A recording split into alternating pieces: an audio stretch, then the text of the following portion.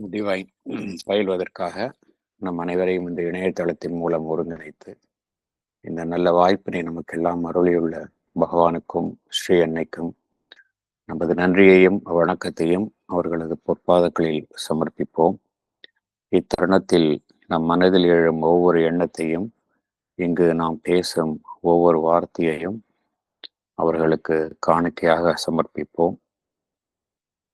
அனைவருக்கும் மாலை வணக்கம். நாம் லைவ் டிவைன்ல புக் 2 பார்த்து கொண்டிருக்கின்றோம். தற்பொழுது chapter 10 knowledge by identity and separative knowledge என்கின்ற அந்த சாப்டரை பார்த்து கொண்டிருக்கின்றோம். போன செஷன்ல பேராகிராஃப் 27, 28 அதை நாம் பார்த்தோம். இந்த செஷன்ல பேராகிராஃப் 29 and 30 என்ன பார்த்தோம் என்பதை சற்று நினைவு கூறலாம். பகவான் இங்க இது ஃபுல்லாவே இந்த எப்படி இந்த நாலேஜ் அதனுடைய ஒரிஜினல் ஸ்டேட்டஸ் என்ன அப்படின்னா, ஃபண்டமெண்டல் ஸ்டேட்டஸ் எப்படின்னா நாலேஜ் பை ஐடென்டிட்டி. எதுவுமே அதற்கு வெளியில இல்லை, எல்லாமே அதுக்கு தெரியும். தெரிந்து கொள்ள வேண்டிய அவசியமே கிடையாது. அதுதான் ஆதி ஒரிஜினல் ஸ்டேட். அதுதான் ஆதி நிலை. அந்த நிலையிலிருந்து நாம் இருக்கக்கூடிய நிலை, நம்ம இருக்கக்கூடிய நிலை செப்பரேட்டிவ் நாலேஜ். எல்லாமே நமக்கு வெளியில இருக்கின்றது. நாம் ஒன்றை வெளியில் இருக்கக்கூடிய விஷயத்தை நாம் தெரிந்து கொள்கின்றோம். பிரிவுபட்ட நிலை. நமக்கு கீழ் உள்ள நிலையிலும் பார்த்தோம் என்றால் இன்னும் அந்த பிரிவு என்பது மிகவும் மிகைப்பட்டு காணப்படுகின்றது. இந்த பிரிவுபட்ட நிலை குறித்து தான் பகவான் இங்கு விளக்குகின்றார். எப்பொழுதுமே இந்த higher complete awareness knowledge by identity என்பது இந்த உயர் தளங்களிற்கு பொருந்தும். சச்சித்தானந்தா, அந்த சூப்பர்மன், அந்த நிலையில பார்த்தோம் அப்படின்னா ஒன்னஸ் ஆஃப் நாலேஜ் இருக்கின்றது. அதற்கு கீழே பார்த்தோம் அப்படின்னா அந்த ஓவர் மைண்ட், அதற்கு வெவ்வேறு மனதினுடைய உயர் தளங்கள்ல பார்த்தோம் அப்படின்னா வெவ்வேறு தளங்கள், ஓவர் மைண்ட், அந்த மேல் மனம், அதற்கு கீழ் உள்ள தளங்களில் இருந்தே அந்த பிரிவு என்பது ஆரம்பித்து விடுகின்றது என்று காணப்படுகின்றார். இருந்தாலும் அந்த அடிப்படையில ஒருமைத்தன்மை என்பது இருந்தாலும் பிரிவு என்பது ஆரம்பித்து விடுகின்றது என்று பகவான் குறிப்பிடுகின்றார். அதனால பகவான் இங்க என்ன கூறுகின்றார், நம்முடைய ஜீவனிலேயே அந்த ஆள் ஜீவன் அல்லது உள் ஜீவன் சொல்றோம் நம்ம, அந்த சப்லிமினல் செல்ஃப், அதற்கு எப்படி இருக்கின்றதுன்னா அது அந்த உயர் தளங்களினுடைய ஒரு நீட்டமாகத்தான் இருக்கின்றது. It is a projection from these higher planes. அதுதான் சப்லிமினல் செல்ஃப். அதற்கு எப்படி நாலேஜ் இருக்கின்றது என்றால் அதற்கு நாலேஜ் பை டைரக்ட் கான்டாக்ட். ஏன்னா எல்லாமே அதனுடைய ஒரு மிக நெருக்கமாக இருப்பதனால அது நாலேஜ் பை டைரக்ட் கான்டாக்ட் என்பது அந்த நிலையில் இருக்கின்றது. இந்த மேற்புற உணர்வு நிலையில நம்ம என்ன நடைபெறுகின்றது என்றால் அங்குதான் அந்த அறியாமை என்பது காணப்படுகின்றது. நாம் எதை நோக்கி அந்த மேற்புற அமைப்பு இருக்கின்றது என்றால் அந்த இன்கான்ஷியன்ஸ். அதனால தான் பகவான் என்ன கூறுகின்றார், we are the children of inconscience in our outer being அப்படிங்கிறார். நம்மளுடைய புற அமைப்புல பார்த்தோம் அப்படின்னா we are governed by inconscience.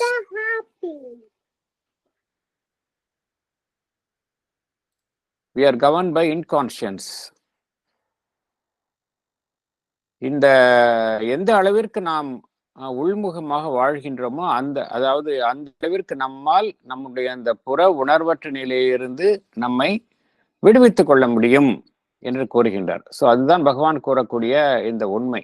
எந்த அளவிற்கு நாம் புற அமைப்பில் இருந்து உள்நோக்கி வாழ முயல்கின்றோமோ அந்த அளவிற்கு நாம் நம்மை பீடித்துள்ள அந்த உணர்வற்ற நிலை என்கின்ற பாதிப்பில் இருந்து நாம் நம்மை விடுவித்துக் கொள்ள முடியும்.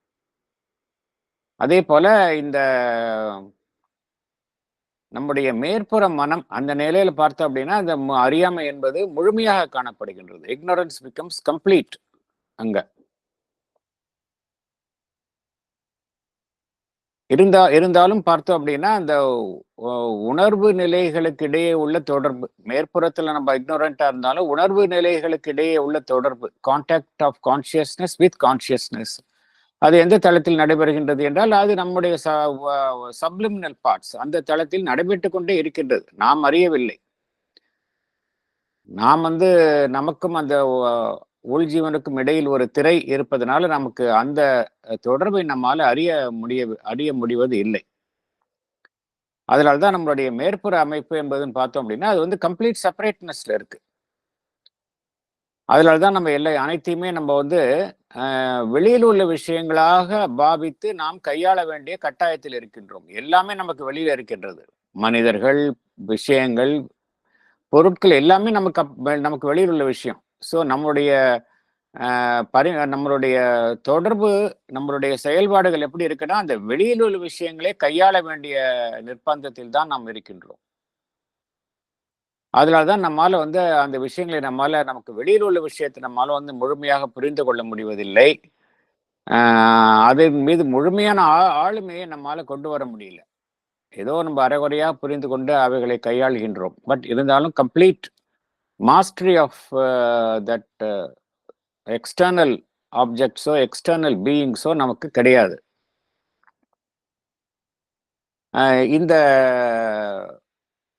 இதுதான் நம்மளுடைய மேற்புற உணர்வு நிலை. இந்த நிலை முழு செப்பரேஷன் வந்துடுது. இங்க ஒரு அமைப்புக்கு இன்னொரு அமைப்புக்கு இடையில கம்ப்ளீட் செப்பரேஷன் வந்துடுது. இந்த கம்ப்ளீட் செப்பரேஷன் வந்ததுன்னா அதே நிலையில இருந்துட முடியாது. ஒவ்வொருத்தரும் கம்ப்ளீட்டா செப்பரேட்டடா இருந்து அதே நிலையில இருக்க முடியாது. உலகம் இயங்க முடியாது. ஆதலால் இயற்கை என்ன செய்தது? ஒரு மனிதனுக்கும் இன்னொரு மனிதனுக்கும் இல்ல மற்ற ஜீவராசிகளுக்கும் கூட அந்த அந்த அந்த திறன் குறை ஒரு அதனுடைய தரத்தில் குறைந்துள்ளது. என்ன அடிப்படையில் காணப்படுகின்றது என்றால் ஒரு அமைப்பிற்கும் ஒரு ஜீவராசிக்கும் ஒரு அமைப்பிற்கும் இன்னொரு அமைப்பிற்கும் இடையில் இந்த பரிமாற்றம் நடந்து கொண்டு வருகின்றது. அதுவும் மனிதன் என்கின்ற அலையில் அவனுடைய ஐம்புலன்கள் அந்த அவனுக்கு வெளியில் காணப்படும் விஷயத்தையும் அவனையும் இணைக்கும் பாலங்களாக அமைகின்றன. அவனுடைய நரம்பு மண்டலம் அதற்கு உதவி செய்கின்றது. அவனுடைய பிசிக்கல் ஆர்கன்ஸ் இதற்கு உதவி செய்யுது. இதெல்லாம் சேர்ந்து அவனுக்கு என்ன செய்கின்றது? அவனுக்கு வெளியில் உள்ள விஷயங்களுடன் தொடர்பை ஏற்படுத்துகின்றன. இது இயற்கை அவனுக்கு வழங்கிய ஒரு வசதியான ஒரு அமைப்பு. அதனால்தான் நாம் ஒருவருடன் ஒருவர் தொடர்பு கொள்கின்றோம். ஒருவருடன் ஒருவர் உணர்வு பூர்வமாக தொடர்பு கொள்கின்றோம். இதெல்லாம் எப்படி சாத்தியம் என்றால் இந்த ஐம்புலன்களின் காரணமாக சாத்தியமாகின்றது. நம்மளுடைய நரம்பு மண்டலம் இதில் சம்பந்தப்படுகின்றது. உணர்வு மையம் இதில் சம்பந்தப்படுகின்றது. இதற்கு மேலும் நம்முடைய அறிவு, புத்தி, அதை போல நமக்கே இருக்கக்கூடிய அந்த இன்ட்யூஷன் இதெல்லாம் செயல்பட்டு நமக்கு அந்த தொடர்பை ஓரளவு முழுமையாக்க முயற்சி செய்கின்றது. அவ்வளவுதான். பட் ஸ்டில் அந்த தொடர்பு முழுமையாக நமக்கு நாலேஜ் முழுமையாக கிடைப்பது இல்லை. எந்த அளவிற்கு அந்த மற்ற அமைப்புகளுடன் ஒரு இணைப்பை ஒரு ஒருமையை ஏற்படுத்த முடியுமோ அந்த அளவுக்கு தான் நம்மால் ஏற்படுத்த முடியும். அதர்வைஸ் அதை தாண்டி நம்மால செல்ல முடியாது. we have a limitation.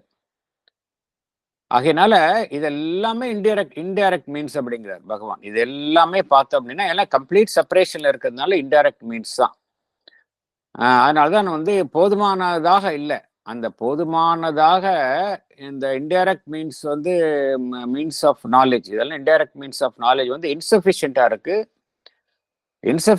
இருக்கு, இன்எஃபிஷியண்டாவும் இருக்கு. நம்மால கம்ப்ளீட்டா ஒரு விஷயத்தை புரிஞ்சுக்க முடியல இல்லையா? It becomes an inefficient means அப்படிங்கிறாரு. Efficient means direct knowledge by contact தான் எஃபிஷியன்ட் மீன்ஸ். நம்மளுடைய என்னதான் சயின்டிஃபிக்கா முன்னேறி இருந்தாலும் கூட எல்லாம் பார்த்தோம் அப்படின்னாலும் every thing is incomplete and inefficient. இதுதான் பகவான் கூறக்கூடிய ஒரு முக்கியமான கருத்து. அப்புறம் இன்னொரு என்ன சொல்றாரு பகவான், இதுல அடிப்படையாக இதன் விளைவாக என்ன ஏற்படுகின்றது என்றால் நம்மளுக்கு நமக்கு கிடைத்திருக்கக்கூடிய அந்த நாலேஜ் குறித்த ஒரு சர்டன்டி கிடையாது. இதுதான் சரியான அறிவு அப்படிங்கிற ஒரு உறுதிப்பாடு நமக்கு இருப்பது இல்லை. இது என்ன காரணம்னா இந்த செப்பரேஷன், சர்டன்டி ஆஃப் நாலேஜ் நமக்கு கிடையாது. எந்த நிலையில நமக்கு சர்டன்டி ஆஃப் நாலேஜ் என்பது, அதாவது அறிவினுடைய நிச்சயத்தன்மை, உறுதிப்பாடு எந்த நிலையில் ஏற்படும் என்றால், நாம் இந்த மனம் என்கின்ற நிலையை கடந்து அதிமனம் சூப்பர் மைண்டுக்கு தான் வந்து பார்த்தோம் அப்படின்னா, அது நான் சர்டன்டி ஆஃப் நாலேஜ் எப்பொழுதுமே உண்டு. அங்க வந்து இந்த காணக்கூடிய இந்த இன்சஃபிஷியன்சி, இன்னெஃபிஷியன்சி எல்லாம் சுத்தமா கிடையாது அந்த இடத்துல. ஏன்னா பகவான் என்ன கோருகின்றார், நம்முடைய அந்த உலக வாழ்வு மெட்டீரியல் எக்ஸிஸ்டன்ஸ் பார்த்தோம் அப்படின்னா, அது எல்லாமே வந்து இந்த இனிஷியல் இன்சஃபிஷியன்சி வந்து அதன் உள்ளேயே இருக்கின்றது. இனிஷியல் இன்சஃபிஷியன்சி இஸ் இன்ஹரண்ட் இந்த very nature of our material existence. அப்புறம் பகவான் இன்னொரு கருத்தை கூறுகின்றார். This initial insufficiency is inherent in the very nature of our material existence and of all still undelivered existence that emerges from the inconscience. இது குறித்து கூட Tripura Sundari madam வந்து ஒரு கேட்டாங்க, விளக்கம் கேட்டார்கள். இது என்ன இந்த இடத்தில் பகவான் தெரிவிக்கின்றார் என்பது குறித்த விளக்கம் கேட்டார்கள் Tripura Sundari madam.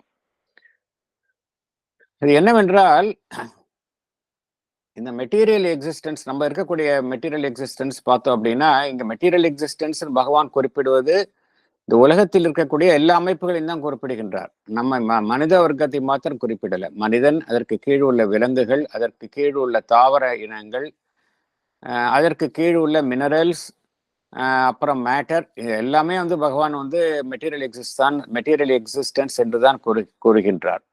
Mental forms as well as submental forms,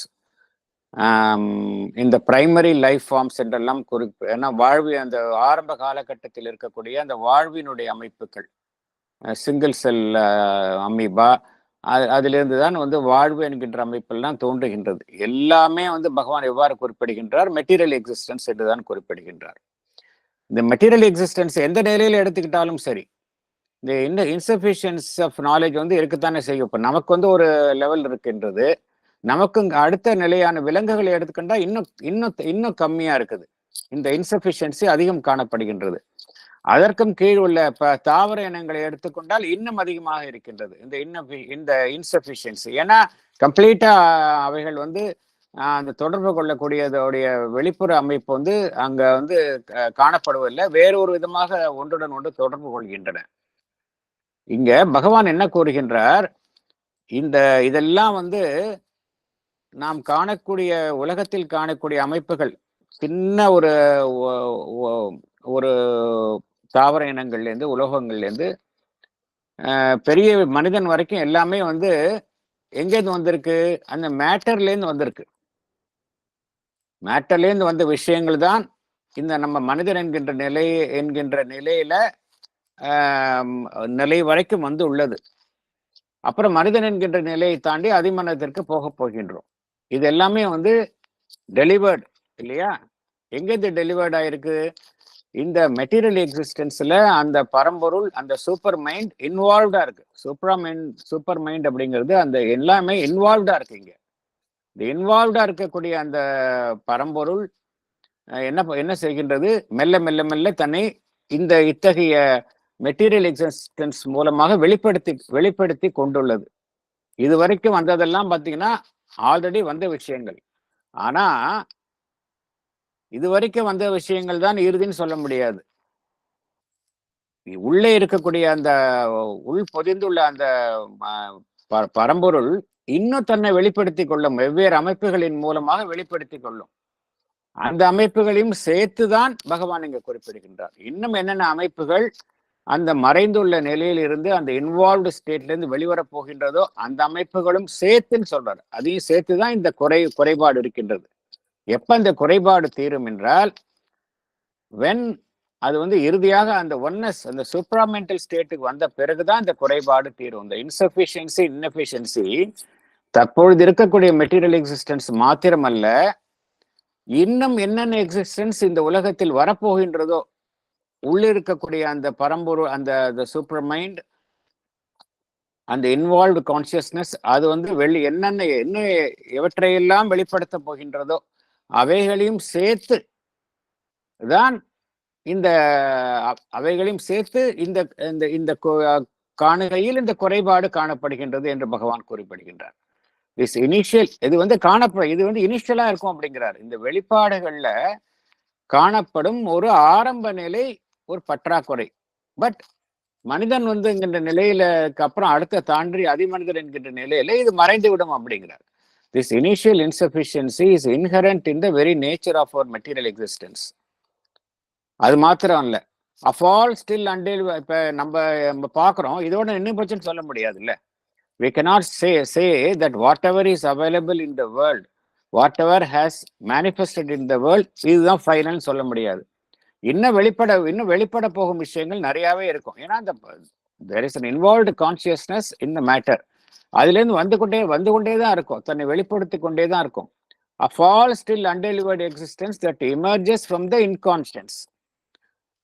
என்னென்ன விஷயங்கள் வரப்போகுது, அது வந்து அதுவும் சேர்த்து ஆரம்ப நிலையில இந்த குறைபாடுகள் இருக்கும் அப்படிங்கிறார் பகவான்.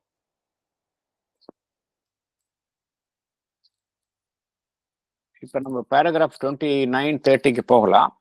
திருபுர சுந்தரி மேடம் ஜாயின் பண்ணிருக்கிறாங்களா?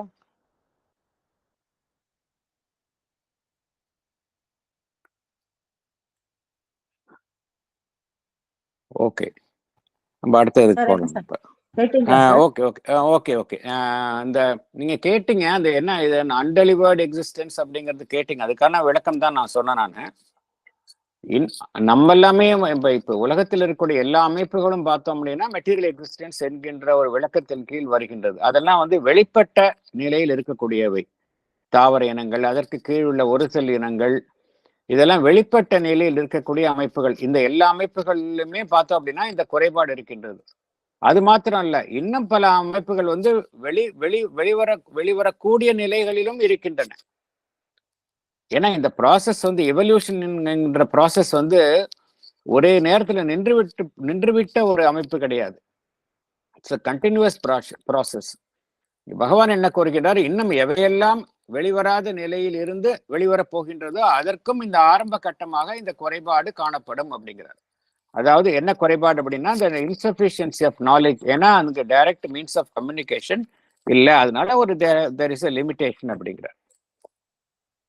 அடிப்படையில் என்ன கூற வருகிறார் என்றால், இது வந்து பரிணாம வளர்ச்சியில இன்கான்சியன்ஸ்லேருந்து நம்ம வந்து வெளிவரும் பொழுது ஆரம்ப கட்டத்தில் இந்த இன்சஃபிஷியன்சியும் இந்த இன்எஃபிஷியன்சியும், இன்சஃபிஷியன்சி அப்படின்னா அந்த நாலேஜினுடைய கம்ப்ளீட்னஸ் இல்லாத குறை என்பது ஆரம்ப கட்டத்துல எல்லா நிலைகளிலும் காணப்படும் அப்படிங்கிறார். அதுதான் அங்க மீன் பண்றார்.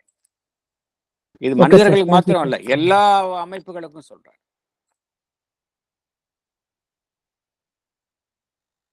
இது உங்களுக்கு விளக்கம்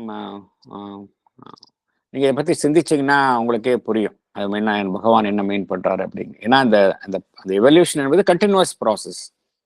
அதுல வெளிவரப்போவது எல்லாத்துக்குமே ஆரம்ப நிலையில இந்த இன்சஃபிஷியன்சியும் இந்த இன்எஃபிஷியன்சியும், அதாவது கம்ப்ளீட் நாலேஜ் என்பது ஆரம்ப நிலையில இருக்காது, ஆனா போகத்தான் வரும் அப்படிங்கிற. Okay sir, thank you. அடுத்து பேராகிராஃப் 29க்கு உள்ள போகலாம். Chapter 10, Knowledge by Identity and Separative Knowledge. Paragraph 29. The inconscious is an inverse reproduction of the supreme superconscious. It has the same absoluteness of being and automatic action, but in a vast involved trance. It is being lost in itself, plunged in its own abyss of infinity, instead of a luminous absorption in self-existence. There is a tenebrous involution in it. The darkness veiled within darkness of the Rig Veda. Tama asat tamasa gudham, which makes it look like non-existence. Instead of a luminous inherent self-awareness, there is a consciousness plunged into an abyss of self-oblivion. Inherent in being, but not awake in being. Thank you. Explanation. Padikvam? Yes. The inconscious is an inverse reproduction of the supreme superconscious. It has the same absoluteness of being and automatic action as that of superconscious, but it remains hidden in a vast involved trance. It is a state where the being is lost in itself, plunged in its own abyss of infinity. In the superconscious, there is a luminous absorption in self existence. In the inconscious, there is a tenebrous that is enveloped in darkness, involution in it. This is described in Rig Veda as the darkness veiled within darkness, which makes it look like non existence. In the superconscious, there is a luminous inherent self awareness. In the inconscious, there is a consciousness plunged into an abyss of self oblivion. That is, the consciousness is completely losing itself in a state of unconsciousness. It is present in being, but not awake in being. Thank you. Good. Thank you.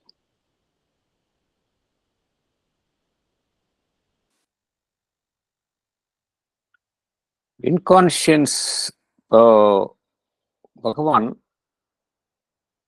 முதல்ல வந்து subliminal being, நம்முடைய subliminal self குறித்து ரொம்ப விரிவாக கூறினார். இந்த chapter வந்து எப்படி பகவான் நமக்கு அமைத்துள்ளார் என்பதை நம்ம அடிப்படையில் புரிந்து கொள்ளணும். அது முதல்ல 4 லெவல்ஸ் ஆஃப் நாலேஜ் அப்படிங்கிறத விளக்கினார். Knowledge by direct identity, knowledge by identity of consciousness, அடுத்தது நாலேஜ் பை டைரக்ட் கான்டாக்ட், அடுத்தது knowledge by direct contact and separative knowledge, அப்புறம் செப்பரேட்டிவ் நாலேஜ். இந்த 4 நிலைகளை விளக்கிவிட்டார். ஒவ்வொரு நிலையிலையும் ஒவ்வொரு இந்த மேனிஃபெஸ்டேஷன்ல இந்த பிரபஞ்சத்துல அந்த டிவைன் எல்லாமே all is Brahman. All is Brahman அப்படிங்கிறது தான் உண்மை. அதே போல 2 அடிப்படை அமைப்பு, 2 ஸ்பிரிச்சுவல் ட்ரூத் தான் நம்ம புரிஞ்சுக்கணும். Number 1 all is Brahman. Number 2 வந்து இந்த உபநிடத்தில் கூறக்கூடிய அந்த மகா வாக்கியம் என்னவென்றால், self is in all is in self, self as all. இந்த ஆல் இஸ் இன் செல்ஃப் அப்படிங்கிறது தான் எல்லாம், அதற்குள்ள இல்லை, அதற்கு வெளியில எதுவுமே இல்லை அப்படிங்கிறது. வெளியில எதுவுமே இல்லைங்கும் பொழுது நாலேஜும் அதுக்குள்ளதான் இருக்கு. எது குறித்தும் அது அறிந்து கொள்ள வேண்டிய நிலை கிடையாது. அதனால்தான் இந்த நிலையில எப்படி அப்படின்னா, அந்த நாலேஜ் பை ஐடென்டிட்டி என்பது ஃபர்ஸ்ட் ஸ்டேட்ல இருக்கு. ஒவ்வொரு நிலைகள் மாற மாற மாற அந்த டிவைன் மேனிஃபெஸ்டேஷன் எல்லாமே டிவைன் மேனிஃபெஸ்டேஷன் ஒன்னஸ்லேருந்து மல்டிப்ளிசிட்டி வருகின்றது. அதுதான் இப்பதான் வந்து சிருஷ்டி உருவாகும். ஒன்னஸ்லேருந்து மல்டிப்ளிசிட்டி உருவாக வெவ்வேறு நிலைகள்ல அந்த நாலேஜும் அதுக்கு தகுந்த மாதிரி அதனுடைய மீன்ஸ், அதனுடைய தன்மையும் மாறிக்கொண்டே வருகின்றது. ஒன்னஸ்ஸா இருக்கும் பொழுது நாலேஜ் பை ஐடென்டிட்டி என்பது இயற்கையாகவே இருக்கின்றது. It is a natural phenomenon. அது டிவிஷன் ஆரம்பிக்க நாலேஜும் வந்து பார்த்தோம் அப்படின்னா செப்பரேட் ஆகிட்டே வருது. அதுதான் பகவான் குறிப்பிடுகின்றார். ஓவர் மைண்ட் அந்த லெவல்ல வந்து பார்த்தோம் அப்படின்னா செப்பரேட் ஆகுது. எகைன் அதுக்கு கீழ் உள்ள தளங்கள்ல இன்னும் செப்பரேட் ஆகுது. மைண்ட் உள்ள தளங்கள்ல இன்னும் செப்பரேட் ஆயிடுச்சு. இந்த சப்ளிமினல் பீயிங் அப்படிங்கிறதெல்லாம் பார்த்தோம் அப்படின்னா அதெல்லாம் வந்து சப்ளிமினல் பி செல்ஃப் அப்படிங்கிறது எது உண்மையிலேயே என்ன அப்படின்னா, சப்ளிமினல் செல்ஃப்ங்கிறது நம்ம என்ன நினைச்சிருக்கோம், நமக்குள்ள இருக்கு அப்படின்னு நினைச்சிட்டு இருக்கிறோம். நமக்குள்ள நான் ஒரு மனிதன் என்பவன் இருந்தா அதுக்குள்ள அவனுக்குள்ள வந்து இருக்கக்கூடிய அமைப்பு மனிதனுடைய தோற்றத்தை பொறுத்து இருக்குன்னு நினைச்சிட்டு இருக்கிறோம். அது கிடையாது. எது முதலில் அப்படின்னா சப்ளிமினல் செல்ஃப் தான் முதல்ல, அப்புறம் தான் சர்ஃபேஸ் செல்ஃப். சப்ளிமினல் செல்ஃப் என்பது எதனுடைய ப்ரொஜெக்ஷனாக இருக்கு அப்படின்னா, அந்த மேல் உயர்தளங்களினுடைய ப்ரொஜெக்ஷன் சப்ளிமினல் செல்ஃப். அதனுடைய வெளிப்பாடு தான் நம்முடைய மனிதர்கள், நம்மளுடைய வெளிப்புற அமைப்பு எல்லாமே அதனுடைய ப்ரொஜெக்ஷன்ஸ் தான் எல்லாமே. பகவான் என்ன கூறினார் என்றால், அந்த சப்ளிமினல் செல்ஃப் என்கின்ற நிலையில நாலேஜ் எப்படி இருக்கு, ஏன்னா எல்லாமே ஒன்றுடன் ஒன்று கலந்த நிலையில இருக்கு. மேற்புறத்தில் நாம் பிரிவு நிலையில இருக்கோம், சப்லிமினல் செல்ஃப் என்பது ஒரு சமுத்திரத்தினுடைய ஆழமான பகுதி போல எல்லாமே ஒன்றுடன் ஒன்று தொடர்புல இருக்கு, டைரக்ட் கான்டாக்ட்ல இருக்கு. இருந்தாலும் அங்க பார்த்தோம் அப்படின்னா there is some deficiency. அங்க கம்ப்ளீட் நாலேஜ் பை ஐடென்டிட்டி என்பது அந்த சப்லிமினல் செல்ஃப்ல கிடையாது. அதனால் பகவான் என்ன கூறினார்? அதற்காகத்தான் பகவான் 2 நிலைகளை நம்ம வந்து கம்ப்ளீட்டா நம்ம வந்து இன்டெப்த் போகணும் அப்படின்ட்டு சூப்பர் கான்ஷியன்ட் லெவல் எப்படி நாலேஜ் எப்படி இருக்கு. ஏன்னா சூப்பர் கான்ஷியன்ட் உச்சக்கட்ட நிலை, அந்த நிலையில வந்து நாலேஜ் பை ஐடென்டிட்டி அப்படிங்கிறது இருக்கு. இந்த சப்லிமினல் செல்ஃபினுடைய உச்சக்கட்ட நிலை எதுன்னு பார்த்தோம் அப்படின்னா அது அதனுடைய மேல் பாகம் கம்ப்ளீட்டா அதோடைய டாப் எதுன்னு பார்த்தோம்னா சப்லிமினல் அந்த சூப்பர் கான்ஷியன்ட். சப்லிமினல் செல்ஃபினுடைய அடிமட்டம் எதுன்னு பார்த்தோம் அப்படின்னா இன்கான்ஷியன்ஸ். இந்த 2 நிலைகளையும் நம்ம ஆராயணும். இந்த 2 நிலைகளையும் பார்த்து இந்த 2 நிலைகளையும் நாலேஜ் எப்படி இருக்குங்கிறத நம்ம பார்க்கலாம் அப்படின்னு பகவான் ஏற்கனவே கூறியிருந்தார். ஸோ பகவான் வந்து அந்த இந்த சூப்பர் கான்ஷியன்ட் அதெல்லாம் நம்ம ஏற்கனவே பார்த்தோம். இதுக்கு முன்னாடி தான் நம்ம சூப்பர் கான்ஷியன்ட் எப்படி அதுலேருந்து படிப்படி நிலைகளாக நாலேஜ் வந்து இறக்கம் கொண்டுள்ளது, ஒன்னஸ் ஆஃப் நாலேஜ் வந்து எப்படி டிவிசிவ் நாலேஜா வந்தது அப்படிங்கிறதெல்லாம் பார்த்து கொண்டே வந்தோம். மனிதன் என்கின்ற நிலை வரைக்கும் வந்துட்டோம். மனிதன் என்கின்ற நிலையில செப்பரேட்டிவ் நாலேஜ் ஆகி போச்சு. அதனால அவன் வந்து இயற்கை வந்து அவனுக்கு அந்த 5 புலன்களை வழங்கி அதன் மூலமாக அந்த தனக்கு புறத்தில் உள்ள விஷயங்களை அறிந்து கொள்ளும் வசதியை இயற்கை அவனுக்கு ஏற்படுத்தி கொண்டுள்ளது அப்படிங்கிறத பார்த்துட்டோம். அது வந்து மனிதன் வரைக்கும். ஆனா மனிதன் வரைக்கும் தான் படைப்பு என்பது இருக்கின்றதா? இல்லை. மனிதனுக்கு கீழே உள்ள அமைப்புகளும் நிறைய இருக்கின்றது. அடிமட்டத்துல என்ன இருக்குன்னு பார்த்தோன்னா இன்கான்ஷியன்ஸ்ல தான் ஃபர்ஸ்ட் வந்து அந்த சூப்பர் கான்ஷியன்ட் இரக்கம் கொள்கின்றது. டிசென்ட், இங்க பகவான் என்ன கூறுகின்றார்? டிசென்ட் தான் முதல்ல ஏற்பட்டது அப்படிங்கிறார். பரம்பொருள் அந்த இறைவன் தன்னை அந்த ஒருமை என்கின்ற நிலையிலிருந்து பன்முகத்தன்மைக்குள் தன்னை ஒரு உணர்வற்ற நிலை என்கின்ற தளத்திற்குள் இரக்கம் கொள்ள செய்கின்றான். அப்புறம் அதில் இரக்கம் கொண்ட நிலையிலிருந்து மெல்ல மெல்ல மெல்ல மெல்ல தன்னை வெளிப்படுத்திக் கொள்கின்றான். அதுதான் இவல்யூஷன் ஆஃப் கான்சியஸ்னஸ். இங்க பகவான் வந்து இந்த இன்கான்ஷியன்ட் என்கின்ற நிலையில எப்படி இருக்கு நாலேஜ்? அந்த இடத்துல ஒண்ணுமே கிடையாதா? இன்கான்ஷியன்ஸ் என்பது உண்மையிலேயே ஒண்ணுமே இல்லாத நிலையா? ஒன்றுமே இல்லாத நிலை அப்படின்னா எப்படி அந்த இடத்துல வந்து பரம்பொருள் வந்து இரக்கம் கொண்டிருக்க முடியும்? எப்படி ஆல் இஸ் பிரம்மன் அப்படிங்கிற சொல்ல முடியும்? இல்லையா? மெட்டீரியல் லெவல் இன்கான்ஷியன்ஸ் இருக்கிற மாதிரி நம்ம கண்ணுக்கு நமக்கு அவ்வாறு வெளிப்புறத்தில் காணப்படுகின்றது. அப்படின்னா அந்த இடத்துல ஒண்ணுமே இல்லை அப்படிங்கிறது நம்ம நினைக்க முடியுமா? ஒன்றுமே இல்லை என்றால் எப்படி அதை வந்து நம்ம ஆல் இஸ் பிரம்மன் என்று கூற முடியும்? இல்ல ஆல் இஸ் இன் செல்ஃப், இல்ல ஆல் ஆஸ் செல்ஃப் அப்படிங்கிறதெல்லாம் எப்படி சொல்ல முடியும்? இதெல்லாமே வந்து மகா வாக்கியங்கள். எப்படி நம்ம அதை ஏற்றுக்கொள்ள முடியும்? அப்படி என்றால் இன்கான்ஷியன்ஸ் என்கின்ற இடத்திலும் ஏதோ ஒரு உயர்வான விஷயம், ஒரு தெய்வாம்சம் இருக்கின்றது. அதைத்தான் இங்க பகவான் கூறுகின்றார். இன்கான்ஷியன்ஸ் என்று சொல்கின்றோமே, அது என்னன்னா உண்மையிலேயே அது inverse reproduction of the super conscience அப்படிங்கிறார். மேல அது வந்து அதனுடைய அது ஒரு எப்படி வந்து கண்ணாடிக்கு மேல ஒரு பொருளை வச்சா அதோடைய பிம்பம் வந்து கண்ணாடி கீழே தெரியுமோ, அதே போலதான் மேல இருக்கிறது சூப்பர் கான்ஷியன்ஸ். அதோடைய எக்ஸாக்ட் ரெப்ளிகேஷன் இன்வர்ஸ் ரீப்ரொடக்ஷன்னா இங்க இன்கான்ஷியன்ஸ். பகவான் தரக்கூடிய விளக்கம் இதுதான். The inconscience is an inverse reproduction of the supreme super conscience அப்படிங்கிறார். நீங்க சூப்பர் கான்ஷியன்ஸ்ல என்னென்ன குணங்கள் இருக்கோ அவ்வளவு இங்க இருக்கு அப்படிங்கிறார். ஆனால் அங்க வந்து ஒளி பொருந்திய நிலையில இருக்கு, இங்க வந்து ஒரு இருளான நிலையில் இருக்கின்றது அப்படிங்கிறார். It has the same absoluteness of being and automatic action, but in a vast involved trance அப்படிங்கிறார். எப்படி இருக்கு? ஒரு ஆழ்ந்த உறக்கம் கொண்டுள்ள நிலையில் இருப்பது போல நமக்கு தோன்றுகின்றது. அதோடைய எப்படி இருக்கு? எப்படி வந்து மேல வந்து நம்ம இன்ஃபினிட்டா பாக்குறோமோ, இன்ஃபினிட்டி அப்படிங்கிறது மேலுள்ள தளத்துல நம்ம சூப்பர் கான்ஷியன்ட் எப்படி இன்ஃபினிட்டா பாக்குறோமோ அதே போல இன்கான்ஷியன்ஸும் இன்ஃபினிட்டா இருக்கு அப்படிங்கிறார். அந்த நிலையில அது வந்து தன்னை அமிழ்த்தி கொள்கின்றது அப்படிங்கிறார். மேல எப்படி இருக்கு? ஒரு ஒளி பொருந்திய நிலையில் தன்னிலைக்குள் தன்னை அமிழ்த்தி வைத்துக் கொண்டு தன்னிலை மறந்தது போல அங்க மேலே காணப்படுகின்றது. லியூமினஸ் அப்சார்ப்ஷன் செல்ஃப் எக்ஸிஸ்டன்ஸ் அப்படிங்கிறாரு. எங்க மேல சூப்பர் கான்ஷியன்ஸ் ஸ்டேஜ்ல. கீழே எப்படி இருக்காது? டெனப்ரஸ் இன்வல்யூஷன். டெனப்ரஸ் அப்படின்னா இருள் சூழ்ந்தன் அப்படின்னு அர்த்தம். டெனப்ரஸ் இன்வல்யூஷன் இன் இட், இருள் சூழ்ந்த நிலையில் தன்னை மறைத்துக் கொள்கின்றது. இதைத்தான் வேதத்தில் கூறப்பட்டுள்ள த டார்க்னஸ் வெயில் வித்இன் டார்க்னஸ், இருள் அதற்கு மேல ஒரு இருள் என்கின்ற போர்த்திய நிலையில் அந்த பரம்பொருள் தன்னை மறைத்து அந்த இன்கான்சியன்ட் என்ற நிலையில் காணப்படுகின்றது அப்படிங்கிறார். அந்த நிலையில பார்க்கும்போது எப்படி காணப்படுகின்றது? நமக்கு ஒன்றுமே இல்லை என்பது போலதான் தோன்றுகின்றது. நான் எக்ஸிஸ்டன்ஸ் அவ்வாறுதான் தோன்றுகின்றது. ஆனால் அவ்வாறு இல்லை. மேல வந்து ஒரு லியூமினஸ் இன்ஹரண்ட் செல்ஃப் அவேர்னஸ் அப்படிங்கிறார். ஒளி பொருந்திய நிலையில் தன்னைத்தானே உணர்ந்த நிலை மேல் சூப்பர் கான்சியன்ட்ல காணப்படுகின்றது. இங்க எப்படி காணப்படுகின்றது? அதே உணர்வு நிலை தன்னை முற்றிலுமாக தன்னை மறந்த நிலையில், தன்னை தன்னை இழந்த நிலையில், செல்ஃப் அப்ளீவியன்னா கம்ப்ளீட்டா நான் யாருங்கிறது மறந்த நிலையில், தன்னை முற்றிலுமாக என்னை இழந்த நிலையில் நான் இருப்பது, அந்த நிலையில் அது இருக்கின்றது. கீழுள்ள நிலையில் இன்டு an abyss of, abyssனா என்ன? பாதாளம். abyss of self oblivion inherent in being but not awake in being அப்படிங்கிறார். inherent in beingனா அங்கேயும் அந்த பீயிங் இருக்கு.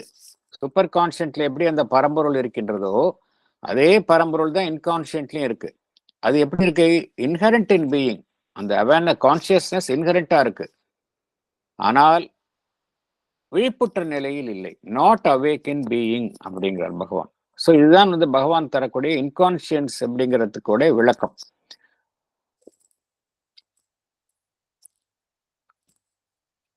அடுத்தது போகலாம் நம்ம. Yes sir.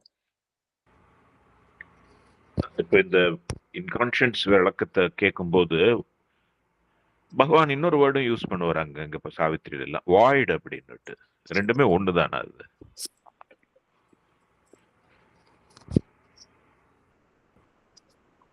வாய்ட் வாய்ட் அப்படிங்கிறது பகவான் தான். வாய்ட் அப்படிங்கிறது அந்த அந்த வார்த்தை உபயோகித்தாலும் பகவான் என்ன கூறுகின்றார்? தெர் இஸ் நோ இன்கான்ஷியன்ட் அப்படிங்கிறதும் வாய்ட் அப்படிங்கிறதும் ஒரே மாதிரி தான். ஆனால் என்ன பகவான் கூற வருகின்றார்? இந்த வாய்ட் அப்படிங்கிற இடத்துலையும் தெர் இஸ் வாய்ட் அப்படிங்கிறதும் கிடையாது அப்படிங்கிறார். வாய்டு எதை நம்ம வாய்டு அப்படின்னு சொல்றோமோ, இல்லை இந்த நான் பீயிங்கிறத சொல்றோமோ, அந்த இடத்துல பீயிங்கோடைய ஒரு நிலை தான் சொல்றார். அதாவது இந்த வாய்டு அப்படிங்கிறது பகவான் என்ன கூற வருகின்றார்? வாய்டுன்னு எதுவுமே இல்லாத நிலை. இந்த இன்கான்சியன்ட் அப்படிங்கிறது ரெண்டும் ஒன்னாங்கிறது எனக்கு சரியா I'm not able to explain. Void அப்படிங்கிறதும் இன்கான்சியன்ட் அப்படிங்கிறதும் ஒன்னா. ஏன்னா இங்க பகவான் கூறக்கூடிய அர்த்தத்துல பார்த்தோம் அப்படின்னா ரெண்டும் ஒன்று போலதான் தோன்றுகின்றது. என்ன காரணம்னு சொல்றேன் நான். நீங்க கேட்ட கேள்வி கரெக்டு தான். என்ன காரணம் என்றால் இந்த இன்கான்சியன்ஸ் என்பது எதை எப்படி தோற்றம் அளிக்கின்றது என்றால், இட் லுக்ஸ் லைக் அ நான் எக்ஸிஸ்டன்ஸ். இட் லுக்ஸ் லைக் அ நான் எக்ஸிஸ்டன்ஸ் அப்படிங்கிறார். அதனால it looks like a void. அந்த இடத்துல வாய்டு அப்படின்னு என்ன அர்த்தம்? எந்த விதமான உணர்வற்ற நிலையும் அற்ற நிலை. ஆனால் இங்க பகவான் அந்த வார்த்தையை உபயோகிக்கல. பகவான் வந்து ஸ்பெசிபிக்கா இன்கான்சியன்ட் அப்படிங்கிறாரு, நான் எக்ஸிஸ்டன்ஸ் அப்படிங்கிறாரு. வாய்டு அப்படிங்கிறத இங்க இடத்துல உபயோகப்படுத்தவில்லை. ஆனா வாய்டு அப்படிங்கிறத மறைமுகம் ஒரு இன்டைரக்டா பார்த்தா அந்த பொருள் போலதான் நமக்கு தோன்றுகின்றது. பகவான் இங்க என்ன கூறுகின்றார்? Which makes it looks like நான் எக்ஸிஸ்டன்ஸ். நான் எக்ஸிஸ்டன்ஸ் அப்படிங்கிறது வாய்டு தான் இல்லையா? அந்த அர்த்தத்துல பார்த்தோம்னா அந்த வாய்டு அப்படிங்கிறது இந்த இடத்துல பொருந்தும். ஆனா இந்த இடத்துல பகவான் அந்த வார்த்தையை உபயோகிக்கல. அது என்ன காரணம்னு தெரியல எனக்கு. சார் எக்ஸ்கியூஸ் மீ சார், வாய்ட்னா சூன்யம்னு ஒரு சூன்யமா இருக்கிற ஒரு நிலைமை இல்லையா சார்? பட் இன்கான்சியன்ஸ்ல it is plunge into darkness அப்படிங்கிறார். So being not aware of itself, being not aware of itself, being in a sleeping state, being in a trance. So what is inherent is ultimately only the divine is there. அப்படி பாத்தீங்களா கூட வாய்ட்ல எதுவுமே கிடையாதுங்கிறதே கிடையாது. ஏன்னா சூன்ய மண்டல மத்தியஸ்தாயே நமகான்னு ஒரு நாமாவளி ஒண்ணு அம்பாளுக்கு உண்டு. அதாவது சூன்ய மண்டலத்திலயும் அவ இருக்கா அப்படின்னு சொல்லிட்டு ஒன்னு அர்த்தம். அப்படின்னா என்ன அர்த்தம்? எதுவுமே சூன்யம் கிடையாது அப்படின்னு சொல்லிட்டு. இந்த சூன்யம் இஸ் மென்டலி அ ஃபார்மேஷன். அந்த நிர்வாண ஸ்டேட்டுக்கு போச்சா ஒண்ணுமே இல்லாத மாதிரி அவங்களுக்கு தோன்ற மாதிரி ஒரு எண்ணம் கொடுக்கும்னு நினைக்கிறேன் நான். This is my just an Correct. opinion. I do not know. இல்ல கரெக்ட், நீங்க சொல்றது கரெக்ட். ஏன்னா அந்த சூன்யா அப்படிங்கிறது மோஸ்ட்லி பாத்தீங்கன்னா நெஹில் அப்படின்னு சொல்றாங்க. அது ஆமா புத்திஸ்ட் வந்து நெஹில் அப்படிங்கிறாங்க. அந்த அந்த இடத்துல ஒண்ணுமே இல்லைங்கிறது சொல்றாங்க. அது நிர்வாணா, அதாவது ஒண்ணுமே இல்லை அப்படிங்கறது அவங்க சொல்றாங்க. But what Sri Aurobindo says is that அது வந்து ஒரு அப்பியரன்ஸ் தான். You can go beyond that nirvanic state. There is ஆமா பீயிங், அந்த நான் பீயிங் அப்படிங்கிறது ஒரு ஸ்டேட் தான் அப்படிங்கிறாரு. அதனால இந்த இடத்துல பகவான் அந்த அர்த்தத்தை மீன் பண்ணலன்னு தான் நினைக்கிறேன். இந்த வாய்ட் அப்படிங்கிற அர்த்தத்துல அவர் எப்போல்லாம் அந்த சூன்யா இல்ல நிகில் ஆமா அதை மீன் பண்றப்பெல்லாம் வாய்ட் அப்படிங்கிற வார்த்தை Void தான் யூஸ் use பண்றாரு பண்றாரு. பகவான். இந்த இடத்துல வந்து பகவான் வந்து யூஸ் பண்ணல. அதனால maybe he doesn't mean inconscient equivalent with void. அதுதான் நான் நினைக்கிறேன். Okay sir. Thilagavathi madam. Sir, இந்த டிக்ஷனரி ஆஃப் ஸ்ரீ அரபிந்தோஸ் யோகான்னு சொல்லி ஒரு டிக்ஷனரி ஒன்று இருக்கு சார். அதுல வந்து வாய்டுக்கு வந்து emptiness, clear of all contents except existence, pure and simple. Without that one cannot realise the silent Brahman அப்படின்னு போட்டிருக்காங்க. கரெக்ட். அதாவது வாய்ட் அப்படிங்கிறது இன்னொரு டெஃபினேஷனும் பகவானுடைய வார்த்தைகளை பார்த்தோம் அப்படின்னா, வாய்டு வந்து ஒரு ஸ்டேட் ஆஃப் எம்டினஸ் அப்படிங்கிறார். Void is a state of emptiness and silence that can be a condition of receptivity and a gateway of higher consciousness. அதனால தான் பகவானுக்கு வந்து அந்த நிர்வாணிக் ஸ்டேட் வந்தப்புறம் அது வந்து எண்டுன்னு நினைக்கல. He thought it was a gateway to higher consciousness அப்படின்னு பகவான் வந்து அதையும் அதை தாண்டி சென்றார். the void அப்படிங்கிறது ஒரு எம்டினஸ் தானே ஒழிய, emptiness and silence that will lead to higher state. So அந்த இடத்துல தான் அவர் மீன் பண்றார். வாய்ட் அப்படிங்கிறது அந்த பொருள் தான். இங்க வந்து பகவான் மீன் பண்றது இன்கான்ஷியன்ஸ் அப்படிங்கிறது. அதனால இதுவும் அதுவும் I think he doesn't refer this inconscience as void. அது நம்ம தெளிவாக்கிக்கலாம். வேணா வாய்ட் அண்ட் இன்கான்ஷியன்ஸ் அப்படிங்கிறது ரெண்டும் ஒன்று இல்லை. அது வேணா நம்ம let us be very clear on that.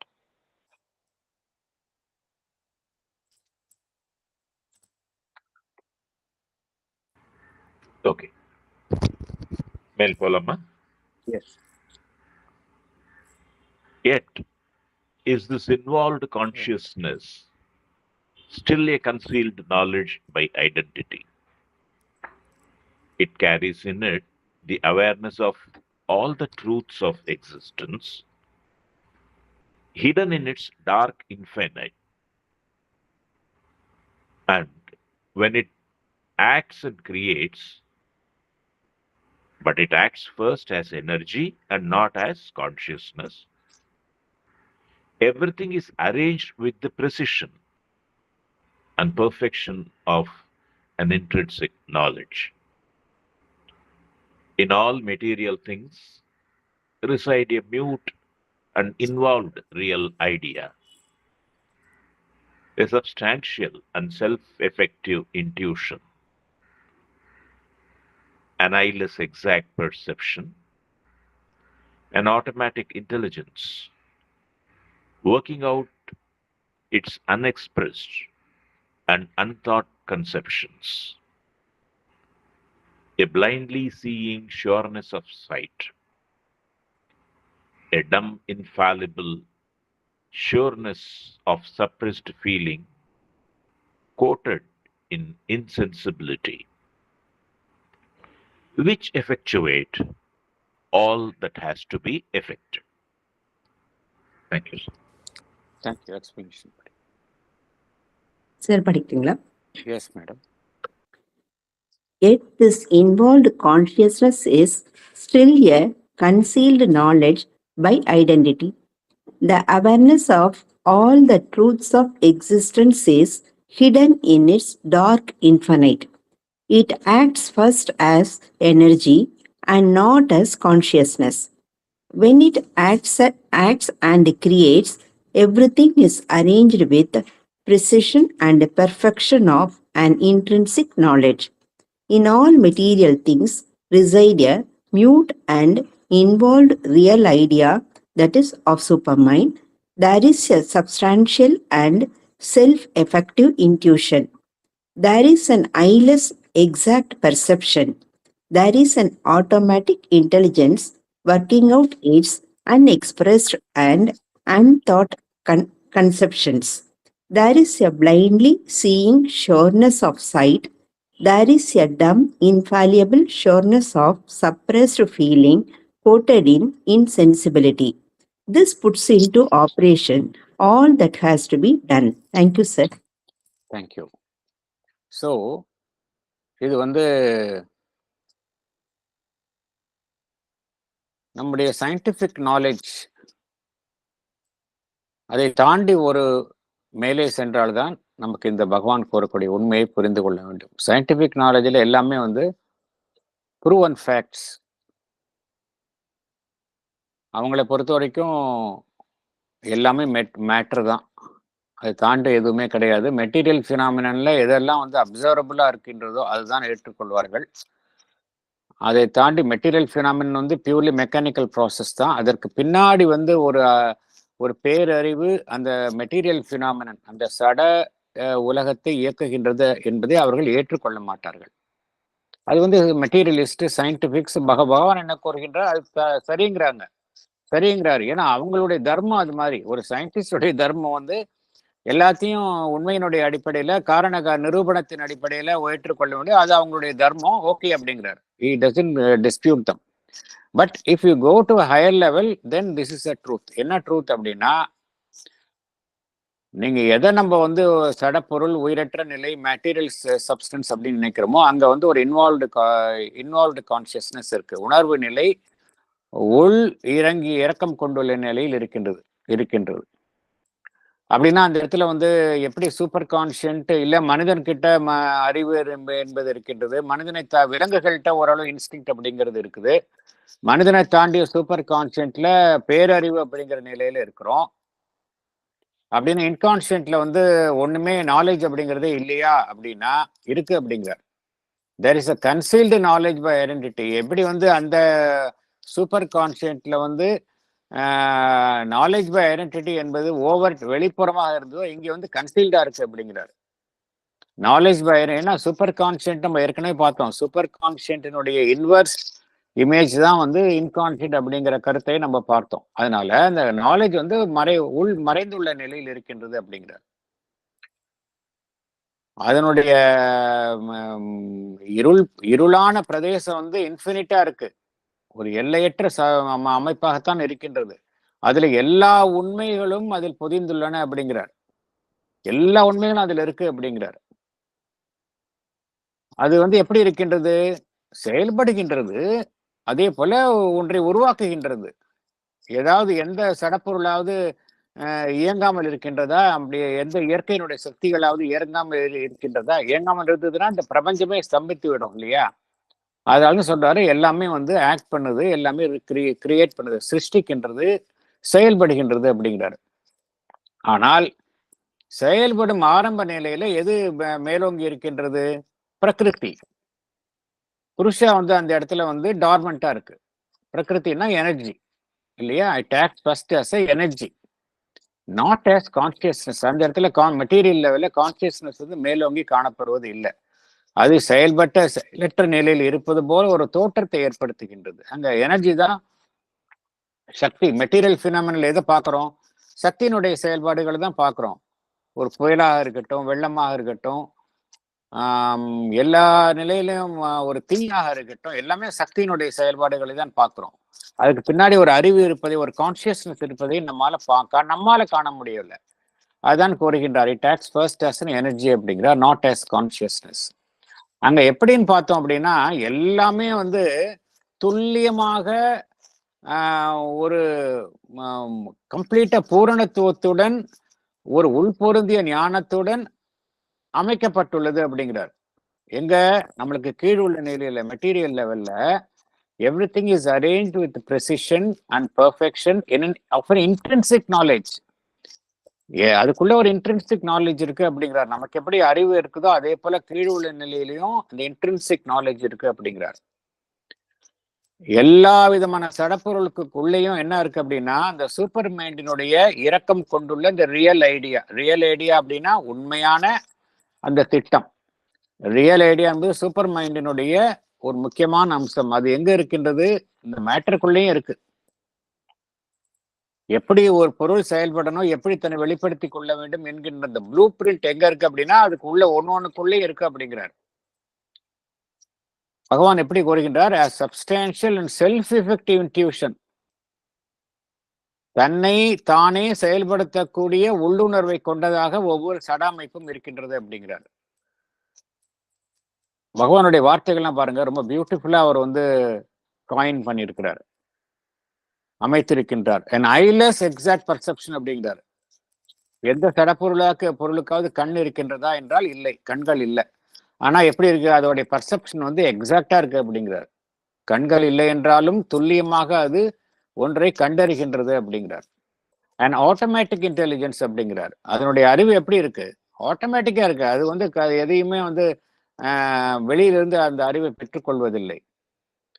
Working out its unexpressed and unthought conception, அது வந்து தன்னுடைய என்ன சிந்திக்கின்றது என்பதை அது வந்து வெளிப்படுத்துவது இல்லை.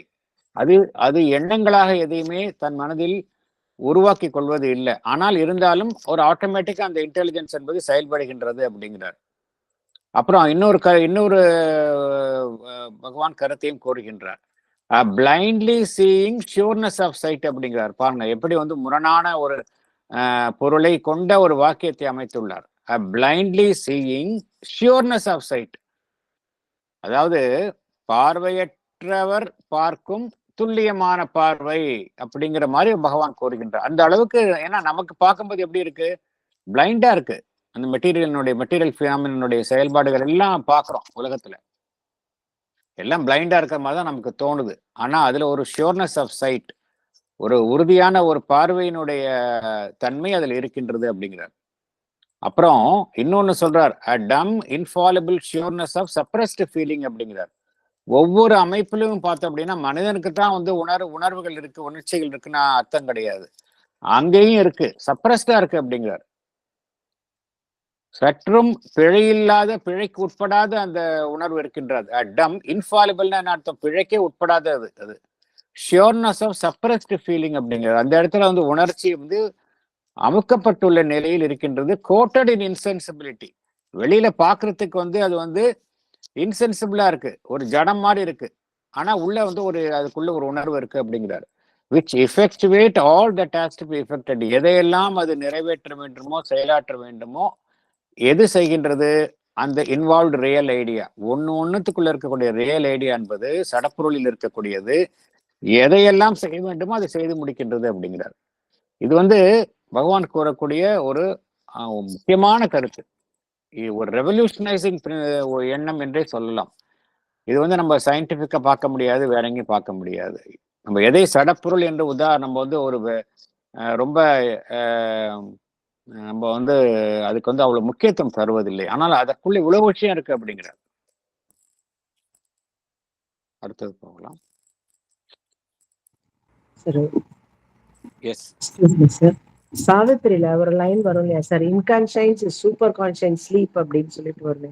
அது இங்க ஆப்டா ஆமா, ஒரு நிறைய வருது அதுல. இன்கான்ஷியன்ட் பிகாஸ் இன்கான்ஷியன்ட் டூ இஸ் இன்ஃபினிட் அப்படிங்கிற சில இடத்துல, because it stretches and stretches அப்படிங்கிற, அதாவது இன்கான்ஷியன்ட் எப்படி சூப்பர் கான்ஷியன்ட் இருக்கோ அதே போல இன்கான்ஷியன்ட் இருக்கு அப்படிங்கிற நிறைய இன்கான்ஷியன்ட்டை குறித்த ரெஃபரன்சஸ் சாவித்திரியில பார்த்தோம்னா நிறைய வருகின்றது, நிறைய வருது. இதே கருத்தை வெளிப்படுத்தும் வண்ணம் நிறைய வருகின்றது. Thank you.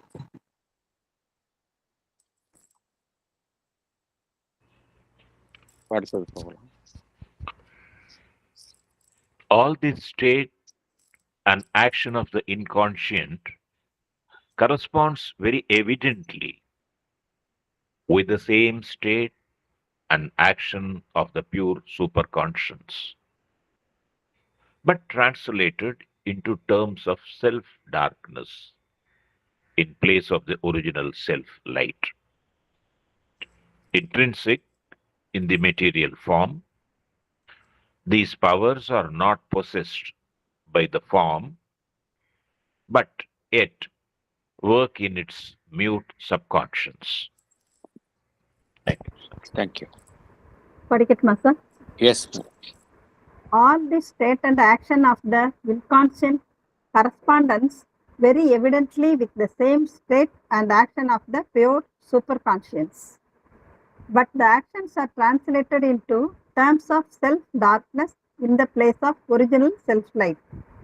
These powers are intrinsic in the material form, but not possessed by the form. But yet, these powers are working in its mute subconscious. Thank you, sir. Thank you. எப்படி இந்த சூப்பர் கான்ஷியன்ஸ் செயல்படுகின்றதோ அதே நிலையில்தான் இந்த இன்கான்ஸ்டன்ட்டும் செயல்படுகின்றது அப்படிங்கிறார். மாற்றமே இல்லை அப்படிங்கிறாரு. ஆனா அந்த சூப்பர் கான்ஷியன்ட் வந்து செல்ஃப் லைட், செல்ஃப் இல்யூமின்டு அந்த நிலையில செயல்படுகின்றது. ஒரு ஒளி பொருந்திய நிலையில் செயல்படுகின்றது. இது வந்து ஒரு இருள் பொருந்திய நிலையில் செயல்படுகின்றது. அதுதான் வித்தியாசம். Translated into terms of self darkness in the place of an original self light. இந்த ஒவ்வொரு அமைப்பிற்குள்ளுமே, ஒவ்வொரு சட அமைப்பிற்குள்ளுமே பார்த்தோம் அப்படின்னா இன்ட்ரின்சிக் என்ன அர்த்தம்? உள்ளார்ந்த, அதற்குள்ளேயே அதை சார்ந்து இருக்கக்கூடிய அதாக இருப்பதுதான் அதனுடைய சக்தியும். ஒவ்வொரு அமைப்புக்குள்ளேயும் அந்த சக்தி இருக்கின்றது. அந்த சக்தி வந்து அது என்ன அப்படின்னா, அந்த சக்தியை வந்து ஆளுமை கொள்வதற்கு அந்த வடிவத்திற்கு முடியல. இப்போ ஃபார் எக்ஸாம்பிள், ஒவ்வொரு அணுவிலும் பார்த்தோம் அப்படின்னா எல்லையற்ற சக்தி இருக்கின்றது என்பதை பார்க்கிறோம். ஒவ்வொரு அணுவிற்குள்ளும் எல்லையற்ற அணு அப்படிங்கிறது ஒரு மெட்டீரியல் ஃபார்ம். அதுக்குள்ள அவ்வளவு சக்தி இருக்கு. அந்த சக்தியை வந்து திறம்பட செயல்படுவதற்கு அந்த அணுவினால் முடியாது. அதற்கு ஒரு மனிதனுடைய அறிவு என்பது தேவைப்படுகின்றது இல்லையா? அதைத்தான் இங்க பகவான் குறிப்பிடுகின்றார். These powers are not possessed by the form. அந்த பவர் வந்து அதை கையில எடுத்து கையகப்படுத்தி செயல்படுத்துவதற்கான திறமை அந்த வடிவத்திற்கு கிடையாது. ஒவ்வொரு சடப்பொருளுக்கும் கிடையாது. ஆனால் அது வேலை செய்கின்றது. Mute in works in the mute subconscious. இப்போ வந்து பார்த்தோம் அப்படின்னா ஒரு அணுவை எடுத்துக்கொள்ளலாம். சயின்டிஃபிக்காவே நம்ம வந்து புரிந்து கொள்ளலாம். ஒரு அணுவை எடுத்துக்கொண்டால் அதுக்குள்ள எவ்வளவு ஆக்டிவிட்டி நடக்குது. அந்த புரோட்டான், நியூட்ரான் எல்லாம் பார்த்தோம், எலக்ட்ரான்ஸ் இதெல்லாம் பார்த்தோம் அப்படின்னா கம்ப்ளீட்டா வந்து சுழற்சியில் இருக்கின்றது அப்படிங்கிறத பார்க்குறோம். There is an atomic activity going on in each and every atom அப்படிங்கிறத நம்ம படித்திருக்கின்றோம், சயின்ஸ்ல படிச்சிருக்கோம். அதைத்தான் இங்க பகவான் குறிப்பிடுகின்றார். ஒர்க் வந்து அங்க நடந்துகிட்டே இருக்கு. எப்படி இருக்கு? Mute subconscious. எதுவுமே வெளியில தெரியாதானா உள்ள நடந்துட்டு இருக்கு வேலை. அந்த நிலையில் இருப்பது தான் இன்கான்ஷியன்ட் அப்படிங்கிறாரு. ஸோ அதற்கும் சூப்பர் கான்ஷியன்ட்டுக்கும் வித்தியாசம் இல்லை அப்படிங்கிறார். செயல்பாடுகளில் ஒன்றாக இருக்கின்றன அப்படிங்கிறார். அடுத்தது போகலாம்.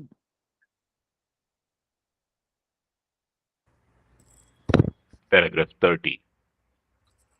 We can, in this knowledge, understand more clearly the stages of the emergence of consciousness from involution to its evolved appearance, of which we have already attempted some general conception.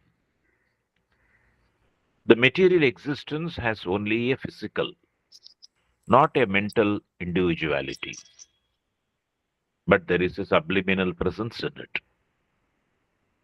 The one conscious in unconscious things that determines the operation of its indwelling energies.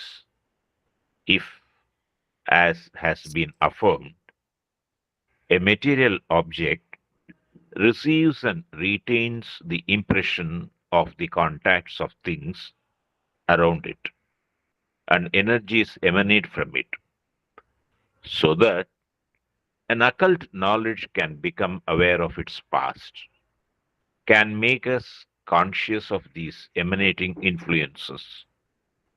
The intrinsic, unorganized awareness pervading the form, but not yet enlightening it, must be the cause of this receptivity and these capacities. Thank you. Thank you. Yes, sir. In this knowledge, we can understand clearly the stages of emergence of consciousness from its involved state to its evolved appearance. Though the material existence has only a physical individuality, there is a subliminal presence in it. It is the one conscious in unconscious things that determines the operation of its indwelling energies. It has been affirmed that the material object receives and retains the impression of the contacts of things around it, and energies emanate from it. If that is so, an occult knowledge can become aware of its past and can make us conscious of these emanating influences. This occult knowledge would reveal that the intrinsic unorganized awareness pervading the form but not yet enlightening it must be the cause of this receptivity and these capacities. Thank you, sir. Thank you. இந்த சடப்பொருள்களுக்கும் ஒரு முக்கியத்துவம் தருது என்பது நாமே அனுசரித்து வருகின்றோம். இந்த ஆயுத பூஜை என்பதற்கெல்லாம் பார்த்தோம் அப்படின்னா இதனுடைய கான்செப்ட் அதுதான், பின்னாடியா இருக்கக்கூடிய கான்செப்ட் அதுதான். எதை ஆயுத பூஜைன்னு சொல்றோம், அந்த வாகனத்திற்கெல்லாம் நாம் வழிபடுகின்றோம். அதற்கு பின்னால் உள்ள அந்த ட்ரூத் இதுதான். அதன் அடிப்படையில் வந்ததுதான் இந்த பழக்க வழக்கங்கள் எல்லாமே. ஒரு தடவை என்ன நடந்தது என்றால்,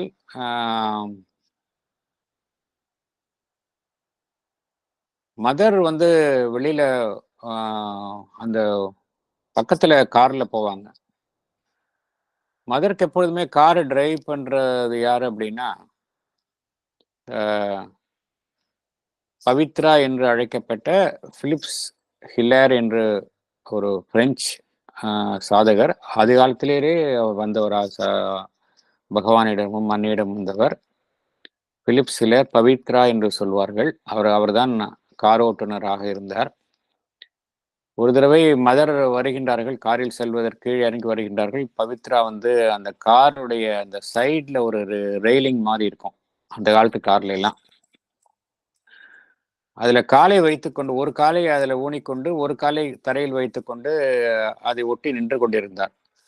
மதர் அதை பார்த்துட்டு, நோ நீங்க பண்றது தவறு, அந்த காரை நீங்க இது மாதிரி பண்றது அது காரை அவமதிப்பது போன்றதாகும். காரை நீங்க எந்த அளவிற்கு ஒரு அனுசரணையுடன் ஒரு கான்சியஸா ஹேண்டில் பண்றீங்களோ அந்த அளவுக்கு அந்த கார் உங்களுடன் ஒத்துழைக்கும் அப்படிங்கிறாங்க. இது நம்ம நடைமுறையில பார்க்கலாம். அந்த கார், இந்த டூ வீலர்ஸ், இல்லை எந்த பொருளையும் நம்ம ஒரு கான்சியஸா ஹேண்டில் பண்ணணும் அப்படின்னா அந்த பொருள்கள் நம்மோட ஒத்துழைப்பதை பார்க்கலாம். அந்த கார் நம்ம பாதுகாப்பா நம்ம அழைத்து செல்லும், பிரேக் டவுன் ஆகாது, விபத்துகளில் இருந்து நம்மை காப்பாற்றும். இது உண்மை. ஒவ்வொரு பொருளுக்கும் பார்த்தோம் அப்படின்னா அந்த கான்சியஸ்னஸ் இருக்கு. நம்ம எப்படி அதை அணுகுகின்றோம், நம்ம ஒரு ரஃபா ஹேண்டில் பண்ணி அதை ஒரு உதாசீனப்படுத்தணும் அப்படின்னா அதுவும் நமக்கு கோஆபரேட் பண்ணாது. இந்த கருத்தை தான் நீங்க பகவான் குறிப்பிடுகின்றார். ஒவ்வொன்றுக்குள்ளேயும் அந்த நாலேஜ் இருக்கு அப்படிங்கிறார். இந்த நாலேஜ் எப்படி, இந்த கான்சியஸ்னஸ் எப்படின்னா அந்த ஒரு இவால்விங் ஸ்டேட்ல இருக்கு. கீழுள்ள நிலைகள்ல இவால்விங் ஸ்டேட்ல இருக்கு. நம்ம வெறும் சடப்பொருள் அப்படிங்கிறது நினைக்கிறோம், பிசிக்கலா தான் பாக்குறோம். அது ஒவ்வொரு பொருளையும் பிசிக்கலா பாக்குறோம். ஒரு பொருள் இருக்கு அப்படின்னா பிசிக்கலா பாக்குறோம். ஆனா அந்த பிசிக்கலா இருக்கிற பொருள்ல கான்சியஸ்னஸ் எப்படி இருக்கு அப்படின்னா சப்லிமினலா இருக்கு அப்படிங்கிறாரு. there is a subliminal presence in it அப்படிங்கிறார். அதனால்தான் பகவான் மதர் நிறைய பேசியிருக்கிறாங்க. எப்படி சடப்பொருட்களை நம்ம கையாளணும் அப்படிங்கிறத பத்தி நிறைய பேசியிருக்கிறாங்க. we have to give utmost we have to handle with care and consciousness அப்படிங்கிறாங்க.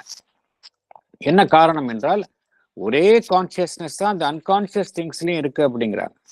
அந்த அன்கான்சியஸ் திங்ஸ்ல இருக்கக்கூடிய கான்சியஸ்னஸ் தான் அது எப்படி செயல்பட வேண்டும் என்பதை தீர்மானிக்கின்றது, அதில் உள்ள சக்திகள் எப்படி செயல்பட வேண்டும் என்பதை தீர்மானிக்கின்றது என்று இங்கு பகவான் கூறுகின்றார். அதே போல ஒவ்வொரு பொருளையும் எடுத்துக்கொண்டால் அந்த ஒவ்வொரு பொருளையும் அது மற்ற பொருட்கள் மற்ற அமைப்புகளில் இருந்து அந்த தொடர்பு கொள்ளும் பொழுது என்ன நடைபெறுகின்றது என்றால் அந்த தொடர்புகளின் மூலமாக அந்த சக்தியை அது பெற்றுக்கொள்கின்றது. தன்னிடம் இருந்தும் அந்த சக்தியை அந்த பொருள்களின் மீது பதிய வைக்கின்றது. இந்த டூ வே எக்ஸ்சேஞ்சா அது இருக்கு, வெளியில தெரியறது இல்லை. ஒரு பொருள் இருக்கு அப்படின்னா அந்த பொருளை வந்து என்ன செய்கின்றது, தன்னை சுற்றியுள்ள அமைப்புகளுடன் ஆன ஒரு சக்தி பரிமாற்றத்தில் இருக்கின்றது. மதர் வந்து ஒரு பொருளை வந்து அவங்கள்ட்ட கொடுத்தோம் அப்படின்னா, அந்த பொருளை வந்து அதற்கு முன்னாடி யார் இந்த பொருளை யூஸ் பண்ணாங்க, எவ்வாறு அதை உபயோகித்தார்கள் என்பதெல்லாம் அன்னையினால் கூற முடியும். எப்படி ஒரு பொருளை அவங்கெல்லாம் ஹேண்டில் பண்ணாங்க அப்படிங்கிறத அவங்களால கூற முடியும். அதனால்தான் சில உயர் ஞானிகள் பார்த்தோம் அப்படின்னா, அவங்க வந்து சில பொருள்களை வந்து வாங்க மாட்டாங்க. என்ன காரணம் அப்படின்னா, அந்த பொருள்களை வந்து முன்னாடி அவங்களுக்கு அதற்கு முந்தையவர்கள் வந்து சரியான முறையிலோ சரியான உணர்வு நிலையிலோ இவங்க ஹேண்டில் பண்ணல அப்படின்னா, அந்த பொருளை வந்து இவங்களுக்கு வந்து பாதகம் ஏற்படும் அப்படிங்கிறதுனால சென்சிட்டிவா இருக்கிறவங்க அந்த பொருளை வந்து வாங்க மாட்டாங்க. Because they know that this carry certain vibration.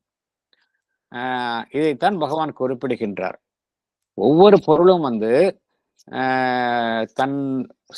தனக்கு வெளியில் உள்ள பொருள்களில் இருந்தும் சரி சக்தியை பெற்றுக்கொள்கின்றது, தானும் அதன் மீது சக்தியின் பிரயோகம் செய்கின்றது. இதன் அடிப்படையில வந்து ஒரு மரபியல் சார்ந்த ஞானம் நாம் உருவாக்கினால் an occult knowledge, இது அறிந்து கொள்ள வேண்டும் என்றால் ஒரு அக்கல்ட் நாலேஜ் தேவை. அன்னைக்கு வந்து இந்த அக்கல்ட் நாலேஜ் வந்து இயல்பாகவே உண்டு. அக்கல்ட் நாலேஜ், மறைவியல் ஞானம் அப்படிம்பாங்க. அதை இந்த அக்கல்ட் நாலேஜ் வந்து இருந்தது அப்படின்னா, ஒரு பொருளை எடுத்துக்கொண்டால் அதனுடைய கடந்த காலம் எப்படி, மனிதர்களுக்கு தான் கடந்த காலம் அப்படின்னு சொல்ல முடியாது. ஒரு பொருளுக்கும் எப்படி கடந்த காலம் எப்படி இருக்கின்றது, எப்படி அதிலிருந்து வரக்கூடிய அந்த சக்தியினுடைய பரிமாற்றங்கள் அதனுடைய தாக்கம் எவ்வாறு இருக்கின்றது என்பதை ஒருவர் அறிந்து கொள்ள முடியும் என்று பகவான் குறிப்பிடுகின்றார். அது மாத்திரம் இல்ல, எந்த உண்மையை ஒருவர் அறிந்து கொள்ள முடியும் என்றால், எல்லா சடப்பொருளுக்கும் கீழே வந்து எது இருக்கு பார்த்தோம் அப்படின்னா, ஒரு இன்ட்ரின்சிக் அன்ஆர்கனைஸ்ட் அவேர்னஸ் அப்படிங்கிறார்.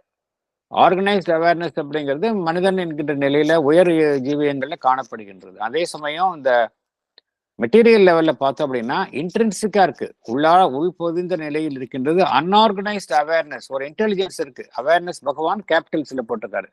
தட் மீன்ஸ் ஒரு டிவைன் பிரின்சிபிள் உள்ள இந்த இந்த மெட்டீரியல் லெவல்லையும் இருக்கின்றது, பர்வேடிங் த ஃபார்ம். ஆனா அது வந்து it is not enlightening it. எப்படி சூப்பர் கான்ஷியன்ட்டை வந்து அது ஒளி பொருந்தியதாக தன்னை வெளிப்படுத்திக் கொள்கின்றதோ, இந்த நிலையில் அது அவ்வாறு வெளிப்படுத்திக் கொள்வது இல்லை. ஆனால் அதுதான் இந்த பரிமாற்றத்திற்கு காரணமாகவும் அதனுடைய திறன்களுக்கு காரணமாகவும் இருக்கின்றது என்பதை ஒருவர் அறிந்து கொள்ள முடியும் அப்படிங்கிறார். அக்கல்ட் நாலேஜ் இருந்ததுன்னா இந்த அவேர்னஸ், இந்த இன்டெலிஜென்ஸ் ஒவ்வொன்றுக்குள்ளிலும் இருக்கின்றது. அதுதான் ஒரு பொருளுக்கும் இன்னொரு பொருளுக்கும் இடையில் நடைபெறக்கூடிய சக்தி, அந்த சக்தியை பெற்றுக்கொள்வதும் தன்னுடைய சக்தியை மற்ற பொருள்கள் மீது பிரயோகிப்பதற்கும் எது காரணமாக இருக்கின்றது என்றால், இந்த ஒவ்வொரு பொருளுக்குள்ளும் இருக்கக்கூடிய அந்த இன்டெலிஜென்ஸ், அன்ஆர்கனைஸ்ட் அவேர்னஸ் என்று பகவான் குறிப்பிடுகின்றார். அதுதான் காரணமாக இருக்கின்றது என்பதை ஒருவர் தன்னுடைய மறைவியல் ஞானத்தால் புரிந்து கொள்ள முடியும் என்று பகவான் குறிப்பிடுகின்றார். அதுதான் ட்ரூத் அப்படிங்கிறார். அடுத்தது போகலாம்.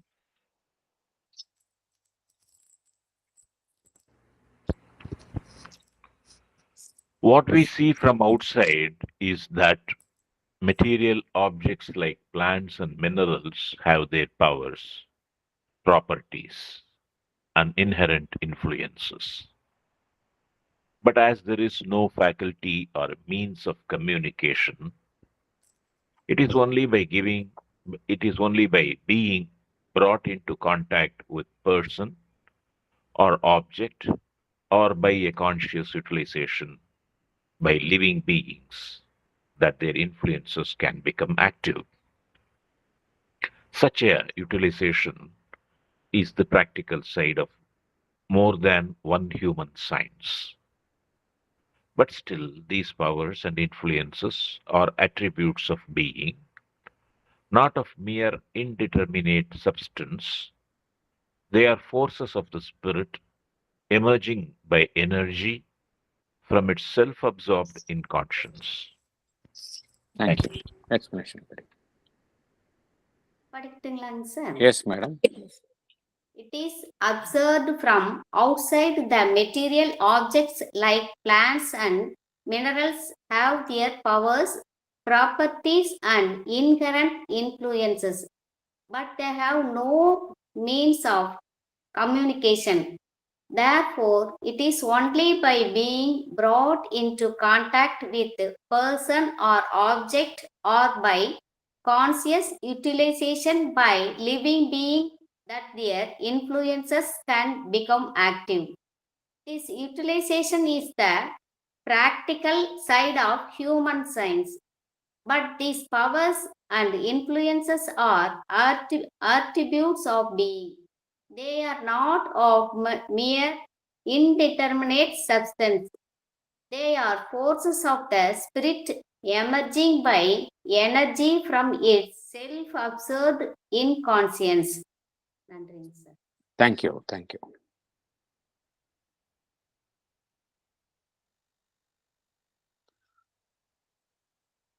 இந்த தாவர இனங்கள், மினரல்ஸ், இவைகளுக்கெல்லாம் ஒரு சக்தி இருக்கின்றது என்பதை அறிகின்றோம். சக்தி இருக்கின்றது, அவைகளுக்கே ஒரு குணாதிசயங்கள் இருக்கின்றது. ஒவ்வொன்றிற்கும் பார்த்தோம் அப்படின்னா அதனுடைய பிறந்த சில சக்திகள்,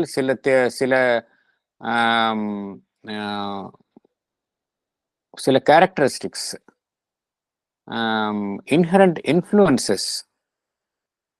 ஒரு பொருள் அந்த ஒரு அமைப்பை எடுத்துக்கொண்டோம் என்றால் அந்த அமைப்பிற்கென்றே ஒரு சக்தி இருக்கும். அதனுடைய சூழ்நிலையில் அது ஒரு தன்னுடைய அந்த ஒரு தாக்கத்தை ஏற்படுத்தும். இது எல்லா பொருள்களுக்கும் இருக்கு அப்படிங்கிறார் பகவான். ஆல் பிளான்ட்ஸ் அண்ட் மினரல்ஸ் எல்லாத்துக்குமே இந்த powers, properties and inherent influences இருக்கு அப்படிங்கிறார்.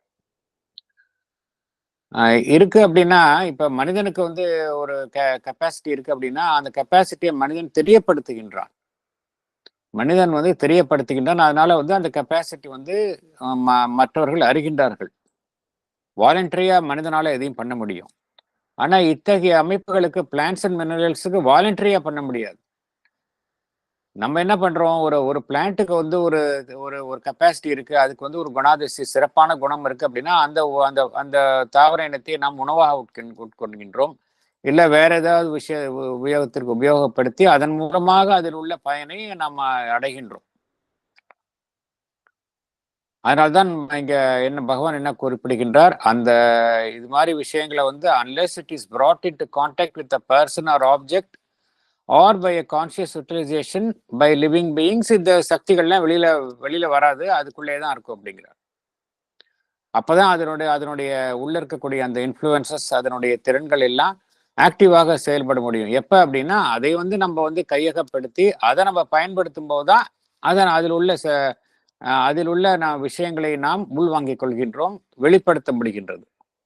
இது நம்ம பகவான் என்ன கூறுகின்றார், ஹியூமன் சயின்ஸ் இப்போ நிறைய மெடிசினல் ப்ராப்பர்ட்டிஸ், மெடிசினல் ப்ராப்பர்ட்டிஸ் உடைய விஷயங்கள் இருக்கின்றன, அதை உபயோகப்படுத்துகின்றோம். இந்த பொருள்களை நமக்கு சாதகமாக உபயோகப்படுத்திக் கொள்வது, அதனுடைய குணாதிசயங்களை வைத்துக்கொண்டு நம்முடைய வாழ்வியலுக்கு உபயோகப்படுத்துவது என்பது நிறைய துறைகளில் நடைபெற்று கொண்டே வருகின்றது. அதைத்தான் பகவான் கூறுகின்றார். Utilisation is the practical side of more than one human science. பொருள்கள் இந்த தாவரங்களை வைத்துக்கொண்டு நம்முடைய வாழ்வியலுக்கு எவ்வாறு பயனுள்ளவாறு உபயோகப்படுத்திக் கொள்வது என்பதை எல்லோரும் செய்கின்றோம். அதுல ஒன்றும் பகவான் அது வழக்கமாகிவிட்டது அப்படிங்கிறார். ஆனா இந்த பவர்ஸ் அண்ட் இன்ஃப்ளூயன்சஸ் ஒவ்வொன்றிலும் இருக்கக்கூடிய அதனுடைய சக்தி, அதனுடைய செல்வாக்கு என்பதெல்லாம் உண்மையிலேயே என்ன, ஒரு பொருள்ல ஒரு சக்தி இருக்கு அப்படின்னா அந்த உண்மையிலேயே அந்த சக்தி எங்கிருந்து வருகின்றது என்றால் பகவான் என்ன கூறுகின்றார், தேர் ஆல் ஆட்ரிபியூட்ஸ் ஆஃப் பீயிங். அதற்குள்ள இருக்கக்கூடிய அந்த இறை அம்சம், அதனுடைய குணாதிசயங்களாகத்தான் இவைகள் வெளிப்படுகின்றன அப்படிங்கிறார். அது வெறும் ஒரு ஜடப்பொருள் அல்ல அப்படிங்கிறார். வெறும் உயிரற்ற ஒரு ஜடப்பொருளை நினைக்கின்றோம், அது அல்ல அப்படிங்கிறார். They are not of mere indeterminate substance. Indeterminate சப்ஸ்டன்ஸ்னா அதனால எதுவுமே செய்ய முடியாது, அதனால எந்த விதமான செயல்பாடையும் செய்ய முடியாத நிலையில் இருக்கக்கூடிய ஒரு பொருள் அல்ல அப்படிங்கிறார். அதுக்குள்ள வந்து powers and influence are attributes of being, அதுக்குள்ள இருக்கக்கூடிய அந்த டிவைன் பிரின்சிபிள் தான் வந்து அதனுடைய சக்திகளுக்கும் அதனால் ஏற்படும் செல்வாக்குகளுக்கும் காரணமாக இருக்கின்றன அப்படிங்கிறார். They are forces of the spirit அப்படிங்கிறார். அந்த மெய்ப்பொருளினுடைய சக்திகள் தான் வந்து ஒவ்வொரு சடப்பொருளில் உள்ளும் இருக்கின்றது. இமேஜிங் பை எனர்ஜி, அது எப்படி தன்னை வெளிப்படுத்திக் கொள்கின்றது? சக்தியின் மூலமாக வெளிப்படுத்திக் கொள்கின்றது. From it self absorbed inconscience, அந்த தன்னைத்தானே ஒரு உறக்கம் கொண்டுள்ள நிலையில், ஒரு உணர்வற்ற நிலையில் இருப்பது போல இருக்கக்கூடிய நிலையில் இருந்து அந்த சக்தியை வெளிப்படுத்தி இந்த தன்னுடைய இந்த இந்த இந்த இந்த சக்திகளையும் தன்னுடைய குணாதிசயங்களையும் வெளிப்படுத்திக் கொள்கின்றது. எது உண்மையிலேயே வெளிப்படுத்துகின்றது என்றால், ஒவ்வொரு இந்த இன்கான்ஷியன்ட் என்று கூறுகின்றோமே, அந்த பொருளில் இருக்கக்கூடிய அந்த பீயிங், அந்த டிவைன் அம்சம், இறை அம்சம் தான் இதற்கு காரணமாக இருக்கின்றது அப்படிங்கிறார்.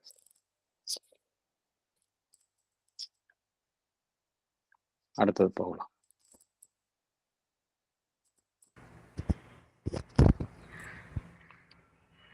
This first crude mechanical action of an inherent absorbed conscious energy opens in the primary forms of life into submental life vibrations that imply an involved sensation.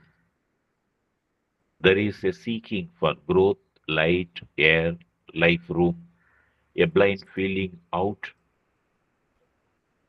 which is still internal and confined within the immobile being, unable to formulate its instincts, to communicate, to externalize itself. Thank you. Explanation. படிக்கட்டுமா sir? Yes, madam. There is an inherent absorbed conscious energy in the primary forms of life, like minerals and plants. By its first crude mechanical action, this energy opens in these primary forms of life into submental life vibrations. This implies an involved sensation. There is a seeking for growth, light, air, life room, a blind feeling out by these primary forms. But this seeking is still internal and confined within the immobile being. It is unable to formulate its instincts. It is unable to communicate, to externalize itself. Thank you, sir. இப்போ நம்ம minerals and plants பார்க்குறோம். இதெல்லாம் வந்து பகவான் எவ்வாறு கூறுகின்றார்? சப்மென்டல் forms அப்படிங்கிறார். மனிதனுடைய மனம் என்கின்ற நிலைக்கு கீழ் உள்ள அமைப்புகள் அப்படிங்கிறார். இதெல்லாம் பிரைமரி ஃபார்ம்ஸ் ஆஃப் லைஃப். இந்த நம்ம எல்லாத்துக்கும் உள்ளே அந்த சக்தி இருக்கின்றது என்பதை பார்த்தோம். இந்த சக்தி என்ன செய்கின்றது? இந்த இத்தகைய வாழ்வியல் அமைப்புகள், பிரைமரி ஃபார்ம்ஸ் ஆஃப் லைஃப், அதுக்குள்ள எதை தோற்றுவிக்கின்றது? சப்மென்டல் லைஃப் வைப்ரேஷன்ஸ். மனம் என்கிற நிலையில நமக்கு வேறொரு விதமான உணர்ச்சிகள் தோன்றுகின்றன. இந்த அமைப்புகள்ல வந்து ஒரு கீழ்நிலையில் உள்ள, மனதிற்கு கீழ்நிலையில் உள்ள சப்மென்டல் லைஃப் வைப்ரேஷன்ஸ், அங்கேயும் அந்த வாழ்வினுடைய துடிப்புகள் அங்கேயும் காணப்படுகின்றது அப்படிங்கிறார் பகவான். ஒரு இன்வால்வ்டு சென்சேஷன், நமக்கு எப்படி சென்சேஷன் இருக்கோ அதே போல there is an involved sensation இருக்கின்றது அப்படிங்கிறாங்க. அதுலதான் ஸ்ரீ அன்னை என்ன கூறுவார்கள்? நம்ம எல்லா பொருள்களையும் வந்து ஒரு மெதுவாக வைப்பது, கதவை வந்து அடித்து சாத்தாமல் மெதுவாக சாத்துவது, ஏன்னா ஒவ்வொன்றுக்குள்ளேயும் சென்சேஷன் இருக்கு அப்படிங்கிறாங்க மதர் சொல்றாங்க. அதே கருத்து தான் நம்ம எங்கேயும் பார்க்கின்றோம். அப்படி இருக்கக்கூடிய அந்த வடிவங்கள், வாழ்வினுடைய அமைப்புகள், ஆரம்பகால வாழ்வினுடைய அமைப்புகளுக்குள்ளேயும் எது இருக்குன்னு பார்க்கின்றோம் என்றால் ஒரு தேடுதல் இருக்கின்றது. அது வளர்ச்சியை நோக்கி தேடுதல், ஒளியை நோக்கி தேடுதல், காற்றை நோக்கி தேடுதல், ஒரு இடம் இதை நோக்கி தேடுதல், ஒரு பிளைண்ட் ஃபீலிங், அதர் எல்லா பிரைமரி ஃபார்ம்ஸ்லையும் இருக்கு அப்படின்னு பகவான் கூறுகின்றார். ஆனா இந்த தேடுதல் என்பது அதற்குள்ளேயே இருக்கின்றது. It is still internal. அதற்குள்ளதான் இருக்கு, வெளியில இல்லை. அது வந்து அந்த தேடுதலை வந்து ஒரு வார்த்தைகளின் மூலமாகவோ இல்லை தன்னுடைய செய்கைகளின் மூலமாகவோ வெளியில் தெரிவிக்க முடியவில்லை. தனக்கு வெளியில வந்து எக்ஸ்டர்னலைஸ் பண்ண முடியல. இருந்தாலும் அதற்குள்ளேயே அந்த தேடுதல் என்பது ஒவ்வொரு அமைப்பிற்குள்ளேயும் இருக்கின்றது அப்படிங்கிறார். அடுத்தது போகலாம்.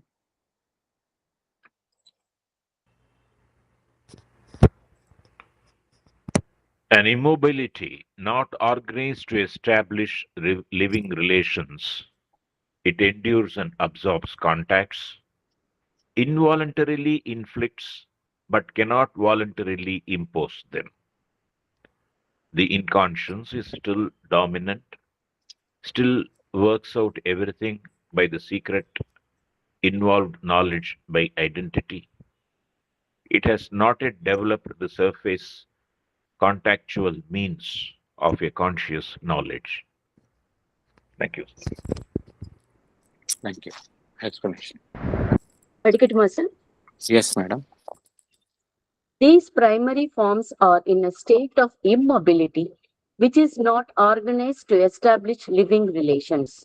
The immobile form endures and observes contacts. It cannot make a contact on its own, but can only be made to make a contact. The inconscience is still dominant. It works out everything by the secret involved knowledge by identity.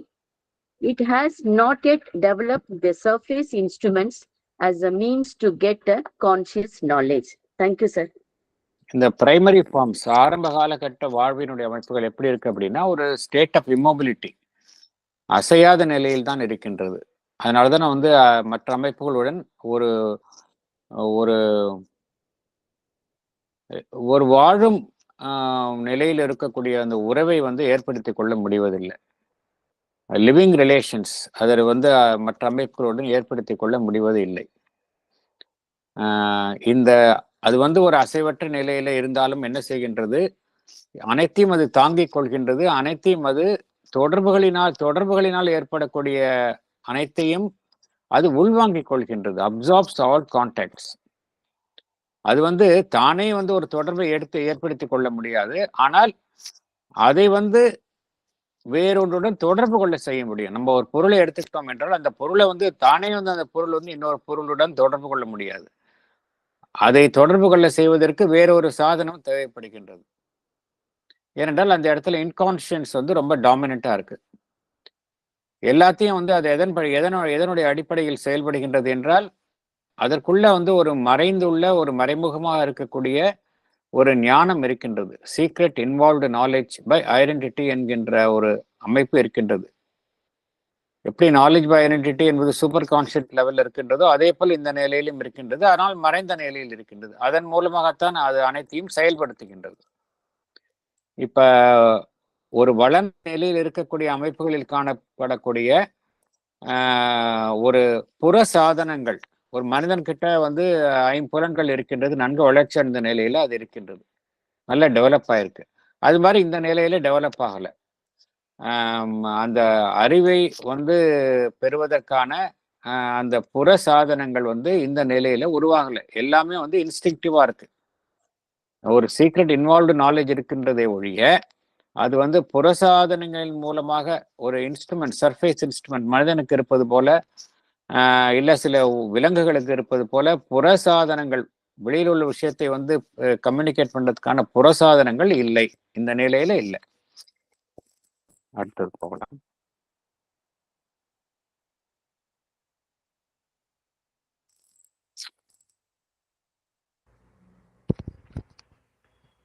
This further development begins with overtly conscious life. But what we see in it is the imprisoned consciousness struggling out to the surface. It is under the compulsion of this struggle that the separated living being strives, however blindly at first and within narrow limits, to enter into conscious relations with the rest of the world being outside it. Thank you.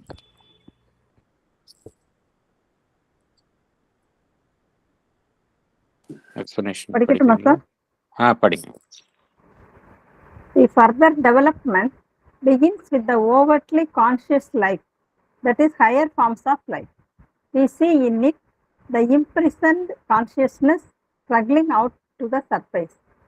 Under the compulsion of this struggle, the separated being tries hard to enter into conscious relations with the rest of the world being outside it. This attempt to establish relations with the outside world happens blindly at first and within the narrow limits. Thank you, sir. Thank you. So இது வந்து ஆரம்ப காலகட்டத்தில் பார்த்தோம், மற்ற அமைப்புகளோட தொடர்பு கொள்ள முடியாத நிலையில் இருப்பதை பார்க்கின்றோம். கொஞ்சம் வந்து வளர அந்த டெவலப்மெண்ட் வர வர உயர் வாழ்வு நிலைகளில் எதை பார்க்குறோம் அப்படின்னா, அந்த மேற்புறத்தில் வந்து ஒரு உணர்வுபூர்வமான வாழ்வினுடைய இயக்கங்களை நம்ம பார்க்குறோம். அதில் என்ன காணப்படுகின்றது, அந்த உணர்வு நிலை வந்து ஆரம்ப காலகட்டத்தில் ஒரு முடக்கி வைக்கப்பட்டுள்ள நிலையில் இருப்பது மெல்ல மெல்ல மேற்புறத்தில் தென்படுகின்றது. கான்சியஸ்னஸ் வந்து எமர்ஜ் ஆகுது அந்த இடத்துல. அதுல பகவான் என்ன கூறுகின்றார், இந்த தனித்து அமைந்துள்ள அமைப்புகள் வந்து அந்த மற்ற அமைப்புகளுடன் ஒரு உணர்வு ரீதியான உறவை ஏற்படுத்தி கொள்ள ஒரு கடுமையான முயற்சியில் இறங்குகின்றன அப்படிங்கிறார்.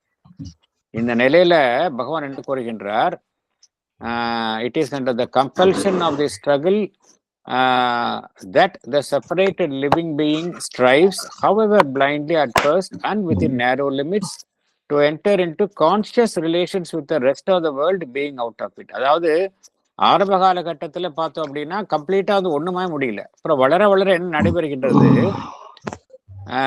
அந்த ஒரு உணர்வு ரீதியான உறவை நம்மை சுற்றி நமக்கு புறத்தில் உள்ள அமைப்புகளுடன் ஏற்படுத்தி கொள்ள வேண்டும் என்கின்ற ஒரு கடுமையான முயற்சி என்பது ஏற்படுகின்றது. வாழ்வு நிலைகள்ல ஏற்படுகின்றது. நாமே காணுகின்றோம். பிளான்ஸையும் பார்த்தோம் அப்படின்னா அது வந்து மற்ற அமைப்புகளுடன் தொடர்பை ஏற்படுத்தி கொள்கின்றது. நல்ல அட்வான்ஸ்டு பிளான்ஸ். அப்புறம் அனிமல்ஸ் பார்த்தோம் அப்படின்னா மற்றவர்களோட தொடர்பை ஏற்படுத்தி கொள்கின்றன. இன்னும் நல்ல உயர்ந்த அனிமல்ஸ் பார்த்தோம் அப்படின்னா நன்றாகவே தொடர்பை ஏற்படுத்தி கொள்கின்றன. மனிதன் நிலையில பார்க்கும் பொழுது இன்னும் அந்த தொடர்பு என்பது அந்த கான்சியஸ் ரிலேஷன்ஸ் ஒன்றுடன் ஏற்படுத்தி கொள்ளும் என்கின்ற அந்த முயற்சி வந்து தீவிரமாக நடைபெறுகின்றது. வாழ்வு நிலைகள் உயர உயர இந்த முயற்சியும் தீவிரமாக நடைபெறுகின்றது. அதாவது conscious relations with the rest of the world, தனக்கு வெளியில் உள்ள விஷயங்களுடன் தொடர்பு ஏற்படுத்தி கொள்ள வேண்டும் என்கின்ற அந்த முயற்சி, அது வாழ்வு நிலை உயர உயர இதுவும் தீவிரமாக நடைபெறுகின்றது அப்படிங்கிறார். அடுத்தது போகலாம்.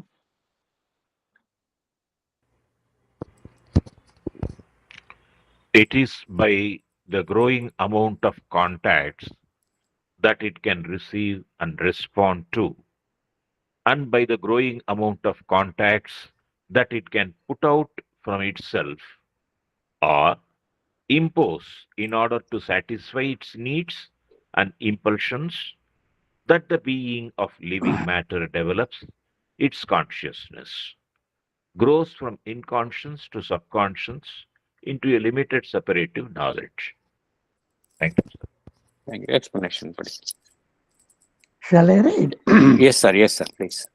It is by the growing amount of contacts that the separated living being can receive and respond. It can receive, it can put out from itself or impose in order to satisfy its needs and impulsions. By this process, the being of living matter develops its consciousness, grows from inconscience or subconscious into a limited separative knowledge. Thank you. Thank you, sir.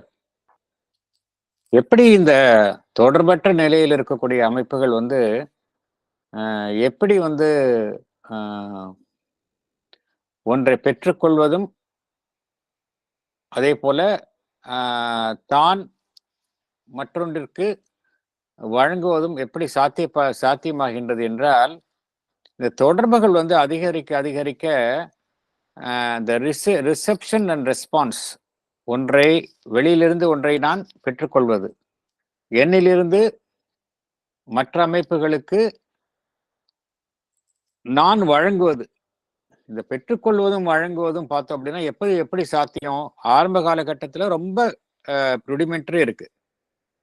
போக போக என்ன நடைபெறுகின்றது? தொடர்புகள் மூலமாகத்தான் இது அதிகரிக்கப்படுகின்றது. By the growing amount of contacts, the separated living being can receive and respond. அதே போல தன்னுடைய தேவைகள், தன்னுடைய அந்த உந்துதல்களை எவ்வாறு அது பூர்த்தி செய்கின்றது என்றால் அந்த தொடர்புகளின் மூலம்தான் அது இதையெல்லாம் இது அனைத்தையும் நிறைவேற்றுகின்றது. ஒரு அமைப்பு இருக்கின்றது அப்படின்னா, ஃபார் எக்ஸாம்பிள், ஒரு தாவர இனம் இருக்கின்றது. தாவர இனத்திற்கு தண்ணீர் தேவை, ஒளி தேவை, சூரிய ஒளி தேவை. அதனால என்ன செய்கின்றது? தண்ணீர் எங்க இருக்கின்றதோ அந்த தண்ணீர் இருக்கிற இடத்திற்கு அதனுடைய வேர்களை பாய்ச்சி சென்று அந்த தண்ணீரை பெறுகின்றது. அதே போல அது தொடர்பு, அங்க ஒரு கான்டாக்ட் ஏற்படுத்துகின்றது. பெற்றுக்கொள்ளுதல், வழங்குதல். அதே போல சூரிய ஒளி எங்க இருக்கின்றதோ அதை நோக்கித்தான் அந்த கிளைகள் வளர்கின்றன. இது கொஞ்சம் லைஃப் ஃபார்ம்ஸ் வளர வளர இது நடைபெறுகின்றது. அப்புறம் விலங்குகள் ரொம்ப ஓவர்ட்டா இதை பண்ணுது. மனிதன் என்பவன் மிகவும் வெளிப்புறமாக இது பண்ணுகின்றான். தொடர்பை ஏற்படுத்திக் கொள்ளுதல், வெளி அமைப்புகளுடன் தொடர்பை ஏற்படுத்திக் கொள்ளுதல் என்கின்ற இயக்கம் வாழ்வு நிலைகளினுடைய வாழ்வினுடைய அமைப்புகளினுடைய நிலைகள் உயர உயர அதுவும் தீவிரமாக ஆகின்றது. ஏன்னா அதன் மூலமாகத்தான் அது தன்னுடைய தேவைகளை பூர்த்தி செய்து கொள்கின்றது. தான் பெற்றுக்கொள்வதையும் வழங்குவதையும் அது நிறைவேற்றுகின்றது. இந்த நிலை இதனால என்ன நடைபெறுகின்றது என்றால், இந்த மெல்ல மெல்ல மெல்ல மெல்ல அந்த உணர்வு நிலை வளர்ச்சி அடைகின்றது. The being of living matter develops its consciousness. தாவர மினரல்ஸ், தாவர இனங்கள், சின்ன பூச்சிகள், அப்புறம் விலங்கினங்கள், பறவைகள் எப்படியே வந்திருக்கு. அப்படியே பார்த்து மனிதர்கள் இந்த நிலையில இதுல என்ன டெவலப் ஆகுதுன்னு பார்த்தோம் அப்படின்னா கான்சியஸ்னஸ் டெவலப் ஆகுது. ஆரம்பகால நிலையான இன்கான்சியன்ஸ் அல்லது சப்கான்சியன்ஸ் என்கின்ற நிலையில் இருந்து மாதிரி மனிதன் என்கின்ற நிலையில எப்படி வந்திருக்கு? செப்பரேட்டிவ் நாலேஜ் அப்படிங்கிற நிலைக்கு வந்திருக்கு. அதுதான் பகவான் விளக்குகின்றார். ஆரம்ப காலகட்டமான இன்கான்சியன்ஸ் என்கின்ற நிலையிலிருந்து லிமிட்டட் செப்பரேட்டிவ் நாலேஜ் என்கின்ற நிலையில மனிதன், ஈவன் விலங்குகளுக்கு கூட செப்பரேட்டிவ் நாலேஜ் என்பது இருக்கின்றது. இந்த நிலைக்கு அப்படியே உயர்கின்றது. இன்கான்சியன்ஸ்லேருந்து எப்படி இந்த செப்பரேட்டிவ் நாலேஜ் வந்திருக்கின்றது என்பதை பார்த்தோம், என்பதை விளக்குகின்றார். எப்படி சூப்பர் கான்சியன்ட்லேருந்து செப்பரேட்டிவ் நாலேஜ் என்பது மேலிருந்து இறக்கம் கொண்டுள்ளது என்பதையும் பார்த்தோம். அந்த டிகிரி அந்த டவுன்வர்ட்ஸ் ஸ்லோப்பையும் பார்த்தோம். இது அப்வர்ட் ஸ்லோப்பையும் பகவான் விளக்குகின்றார். அது நம்ம பார்த்தது டவுன்வர்ட் ஸ்லோப், இது அப்வர்ட் ஸ்லோப். எப்படி இன்கான்சியன்ஸ்லேருந்து செப்பரேட்டிவ் நாலேஜ் வருது அப்படிங்கிறது விளக்குகின்றார். இது இன்னும் ஒரே ஒரு பேராகிராஃப் தான் அடுத்த இந்த சாப்டர், அதோட இந்த சாப்டர் முடிகின்றது. இந்த லாஸ்ட் பேராகிராஃபை நம்ம அடுத்த செஷன்ல நம்ம பார்க்கலாம். வேற ஏதாவது கருத்துக்கள் இருந்தால் தெரிவிக்கலாம்.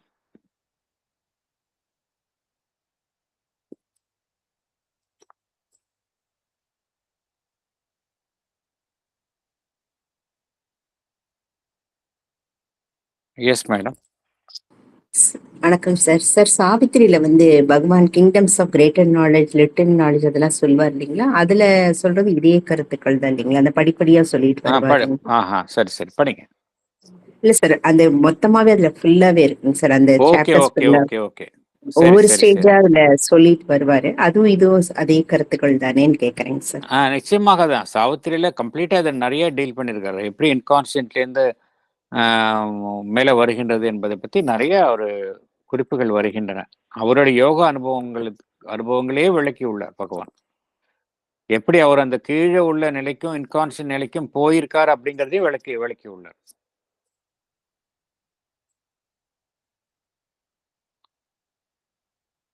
Thank you sir. தேங்க்யூ. வேற எதுவும் கருத்துக்கள் இல்லை அப்படின்னா நம்ம செஷனை க்ளோஸ் பண்ணிக்கலாம்.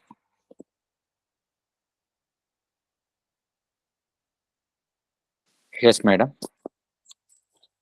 சார் இந்த நீங்க இப்ப சொன்னீங்க இல்லையா சார், ரிசீவ் பண்றது அதுக்கப்புறம் வெளியில கொடுக்கறது அப்படின்னு சொல்லிட்டு சொல்றீங்க இல்லையா சார். அப்ப எஸ். இப்ப வந்து இப்ப மதர் வந்து சொல்றாங்க நம்ம ரிசப்டிவா இருக்கணும் அப்படிங்கிறாங்க இல்லையா. ஆமா. அப்ப இந்த மாதிரி நம்ம வந்து இப்ப பிளான்ஸே இவ்வளவு ரிசப்டிவா இருக்கச்சே நம்ம how we should be receptive அப்படின்னு இந்த இன்கன்சைன்ஸ்ல இருந்தா கூட அது அந்த பிளான்ஸுக்குள்ள இருக்கிற ஒரு சூப்பர் நாலேஜ் தான் அதுங்களை வந்து அந்த மாதிரி கைட் பண்ணி லைட் எல்லாம் பார்க்க இதெல்லாம் பண்றது. அந்த மாதிரி நம்மளும் அந்த மாதிரி ஒரு ரிசப்டிவா இருக்கணுங்கிறதா மதர் சொல்றாங்களா sir, for higher light and இது. நிச்சயமா நீங்க சொன்ன ரொம்ப ரொம்ப அற்புதமான ஒரு கருத்து. இப்போ ஃபார் எக்ஸாம்பிள் சில பொருட்களுக்கு வந்து இந்த வாஸ்து அப்படிங்கிற சயின்ஸ் எல்லாம் பார்த்தோம் அப்படின்னா இதன் அடிப்படையா வந்ததுதான். இந்த பொருள் எங்க இருக்கணும், அந்த பொருள் அங்க இருக்கணும். அது வந்து இப்ப வந்து கமர்ஷியல் ஆக்கிட்டாங்க, அது வேற விஷயம். பட் சம்டைம்ஸ் அது ரொம்ப சூப்பர்ஸ்டிஷியஸாகவும் ஆயிடுது. என்ன அல்டிமேட்டா மீன் பண்றாங்க அப்படின்னா, ஒரு பொருள் ஒரு இடத்துல இருக்கிறப்ப இட் வைப்ரேட் சர்டன் எனர்ஜி.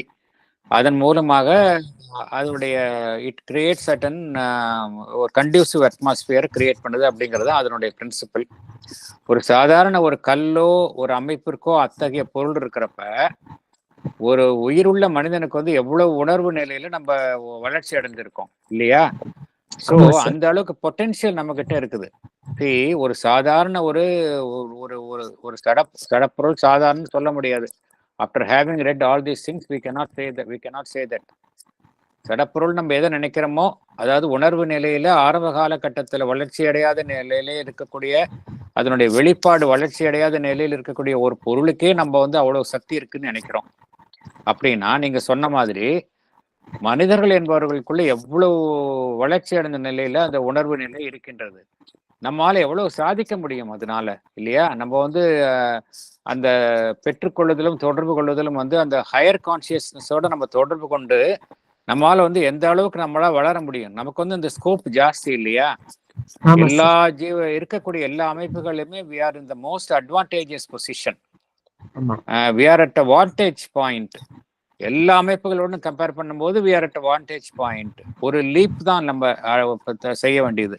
பண்ணணும் அப்படின்னா we can leap into the super conscient. நிச்சயமாக மதர் அதுதான் சொல்றாங்க. மனிதன் தான் வந்து எல்லாத்தோடய விசேஷமானவன். ஏன்னா அவனால்தான் வந்து அடுத்த நிலைக்கு போக முடியும். கான்சியஸ்னஸ்ல மனிதன் தான் வந்து உயர்வான நிலையில் இருக்கின்றான். இந்த அமைப்புகளுக்கே இவ்வளவு விஷயம் இருக்கும் பொழுது நமக்குள்ள இன்னும் நிறைய விஷயங்கள் இருக்குது.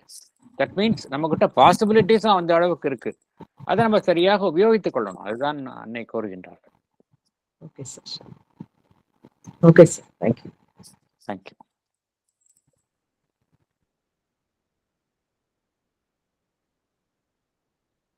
Yes madam. சார் இதே தான் சார் பகவான் வந்து லைஃப் டிவைன்ல ஆல்ரெடி 2-3 இடத்துல சொல்லியிருக்காரு இல்லைங்களா. மனிதனுக்குள்ள இருக்கிற தெய்வீகத்தை வெளிப்படுத்த வேண்டியது அவனுடைய உயர்நிலை, இல்லைன்னா அவனுக்கும் அந்த புழுவுக்கும் ஒரு வித்தியாசம் இல்லை அப்படின்னு சொல்லி சொல்லியிருக்காங்க. டெஸ்டினி ஆஃப் தி இண்டிவிஜுவல் அப்படிங்கிற டாபிக்ல டெஸ்டினி ஆஃப் தி இண்டிவிஜுவல் அதுதான் சொல்றாரு பகவான். அதுக்கு the very purpose of why man is on the earth அப்படிங்கிறதுக்கு டு ரீச் த டிவினிட்டி. அதுக்கு தான் அது ஒண்ணுதான் வேலை அப்படிங்கிறாரு. அது ஒண்ணுதான் உன் வேலை அப்படிங்கிறீங்க. ஏன் இருக்கிற அப்படின்னா that is only job for which you have been made அப்படிங்கிறார். If you don't do that then உனக்கும் அந்த புழுவுக்கும் வித்தியாசம் இருக்காது அப்படிங்கிறார். ஏன்னா நம்ம வெறும் பிறக்கிறோம், சாப்பிட்றோம், உயிர் வாழுறோம், அப்புறம் ஒரு நாள் மறந்து விடுகின்றோமோ அந்த ரீதியில் நம்ம வந்து இருந்துட்டு போனோம் அப்படின்னா there will not be difference between any other living being and the man அப்படிங்கிறார். சொல்றது ரொம்ப சரியான. தேங்க்யூ. இது என்னது சார், இந்த மேட்டர் ஷால் ரிவீல் த டிரான்செண்டன்ஸ் ஃபோர்ஸ்னு சொல்வாங்கல்ல சார், அந்த இது இதோட தானே சார்? அதுவும் இதேதான். அது வந்து பகவான் வந்து உச்சகட்ட பரிணாம வளர்ச்சியினுடைய உச்சகட்டமாக அதை சொல்றாரு. Matter shall reveal the spirit space அப்படிங்கிறாரு. ஈவன் நம்ம லைஃப் டிவைன்ல கூட பார்க்குறோம். நம்ம ஈவன் சாவித்திரியில கூட அந்த the book of everlasting டேல கம்ப்ளீட்டா படிப்படி அப்படியே சொல்லிட்டே வந்து the life becomes the life divine, the earthly life becomes a life divine முடிப்பார் இல்லையா. அல்டிமேட்டா இதெல்லாம் அப்படியே சொல்லிட்டு தான் வர்றாரு. Matter shall reveal the spirit space. அங்க மேட்டர் வந்து ஸ்பிரிட் அப்படிங்கிறதுக்கு டிஃபரன்ஸே இருக்காது அப்படிங்கிறார்.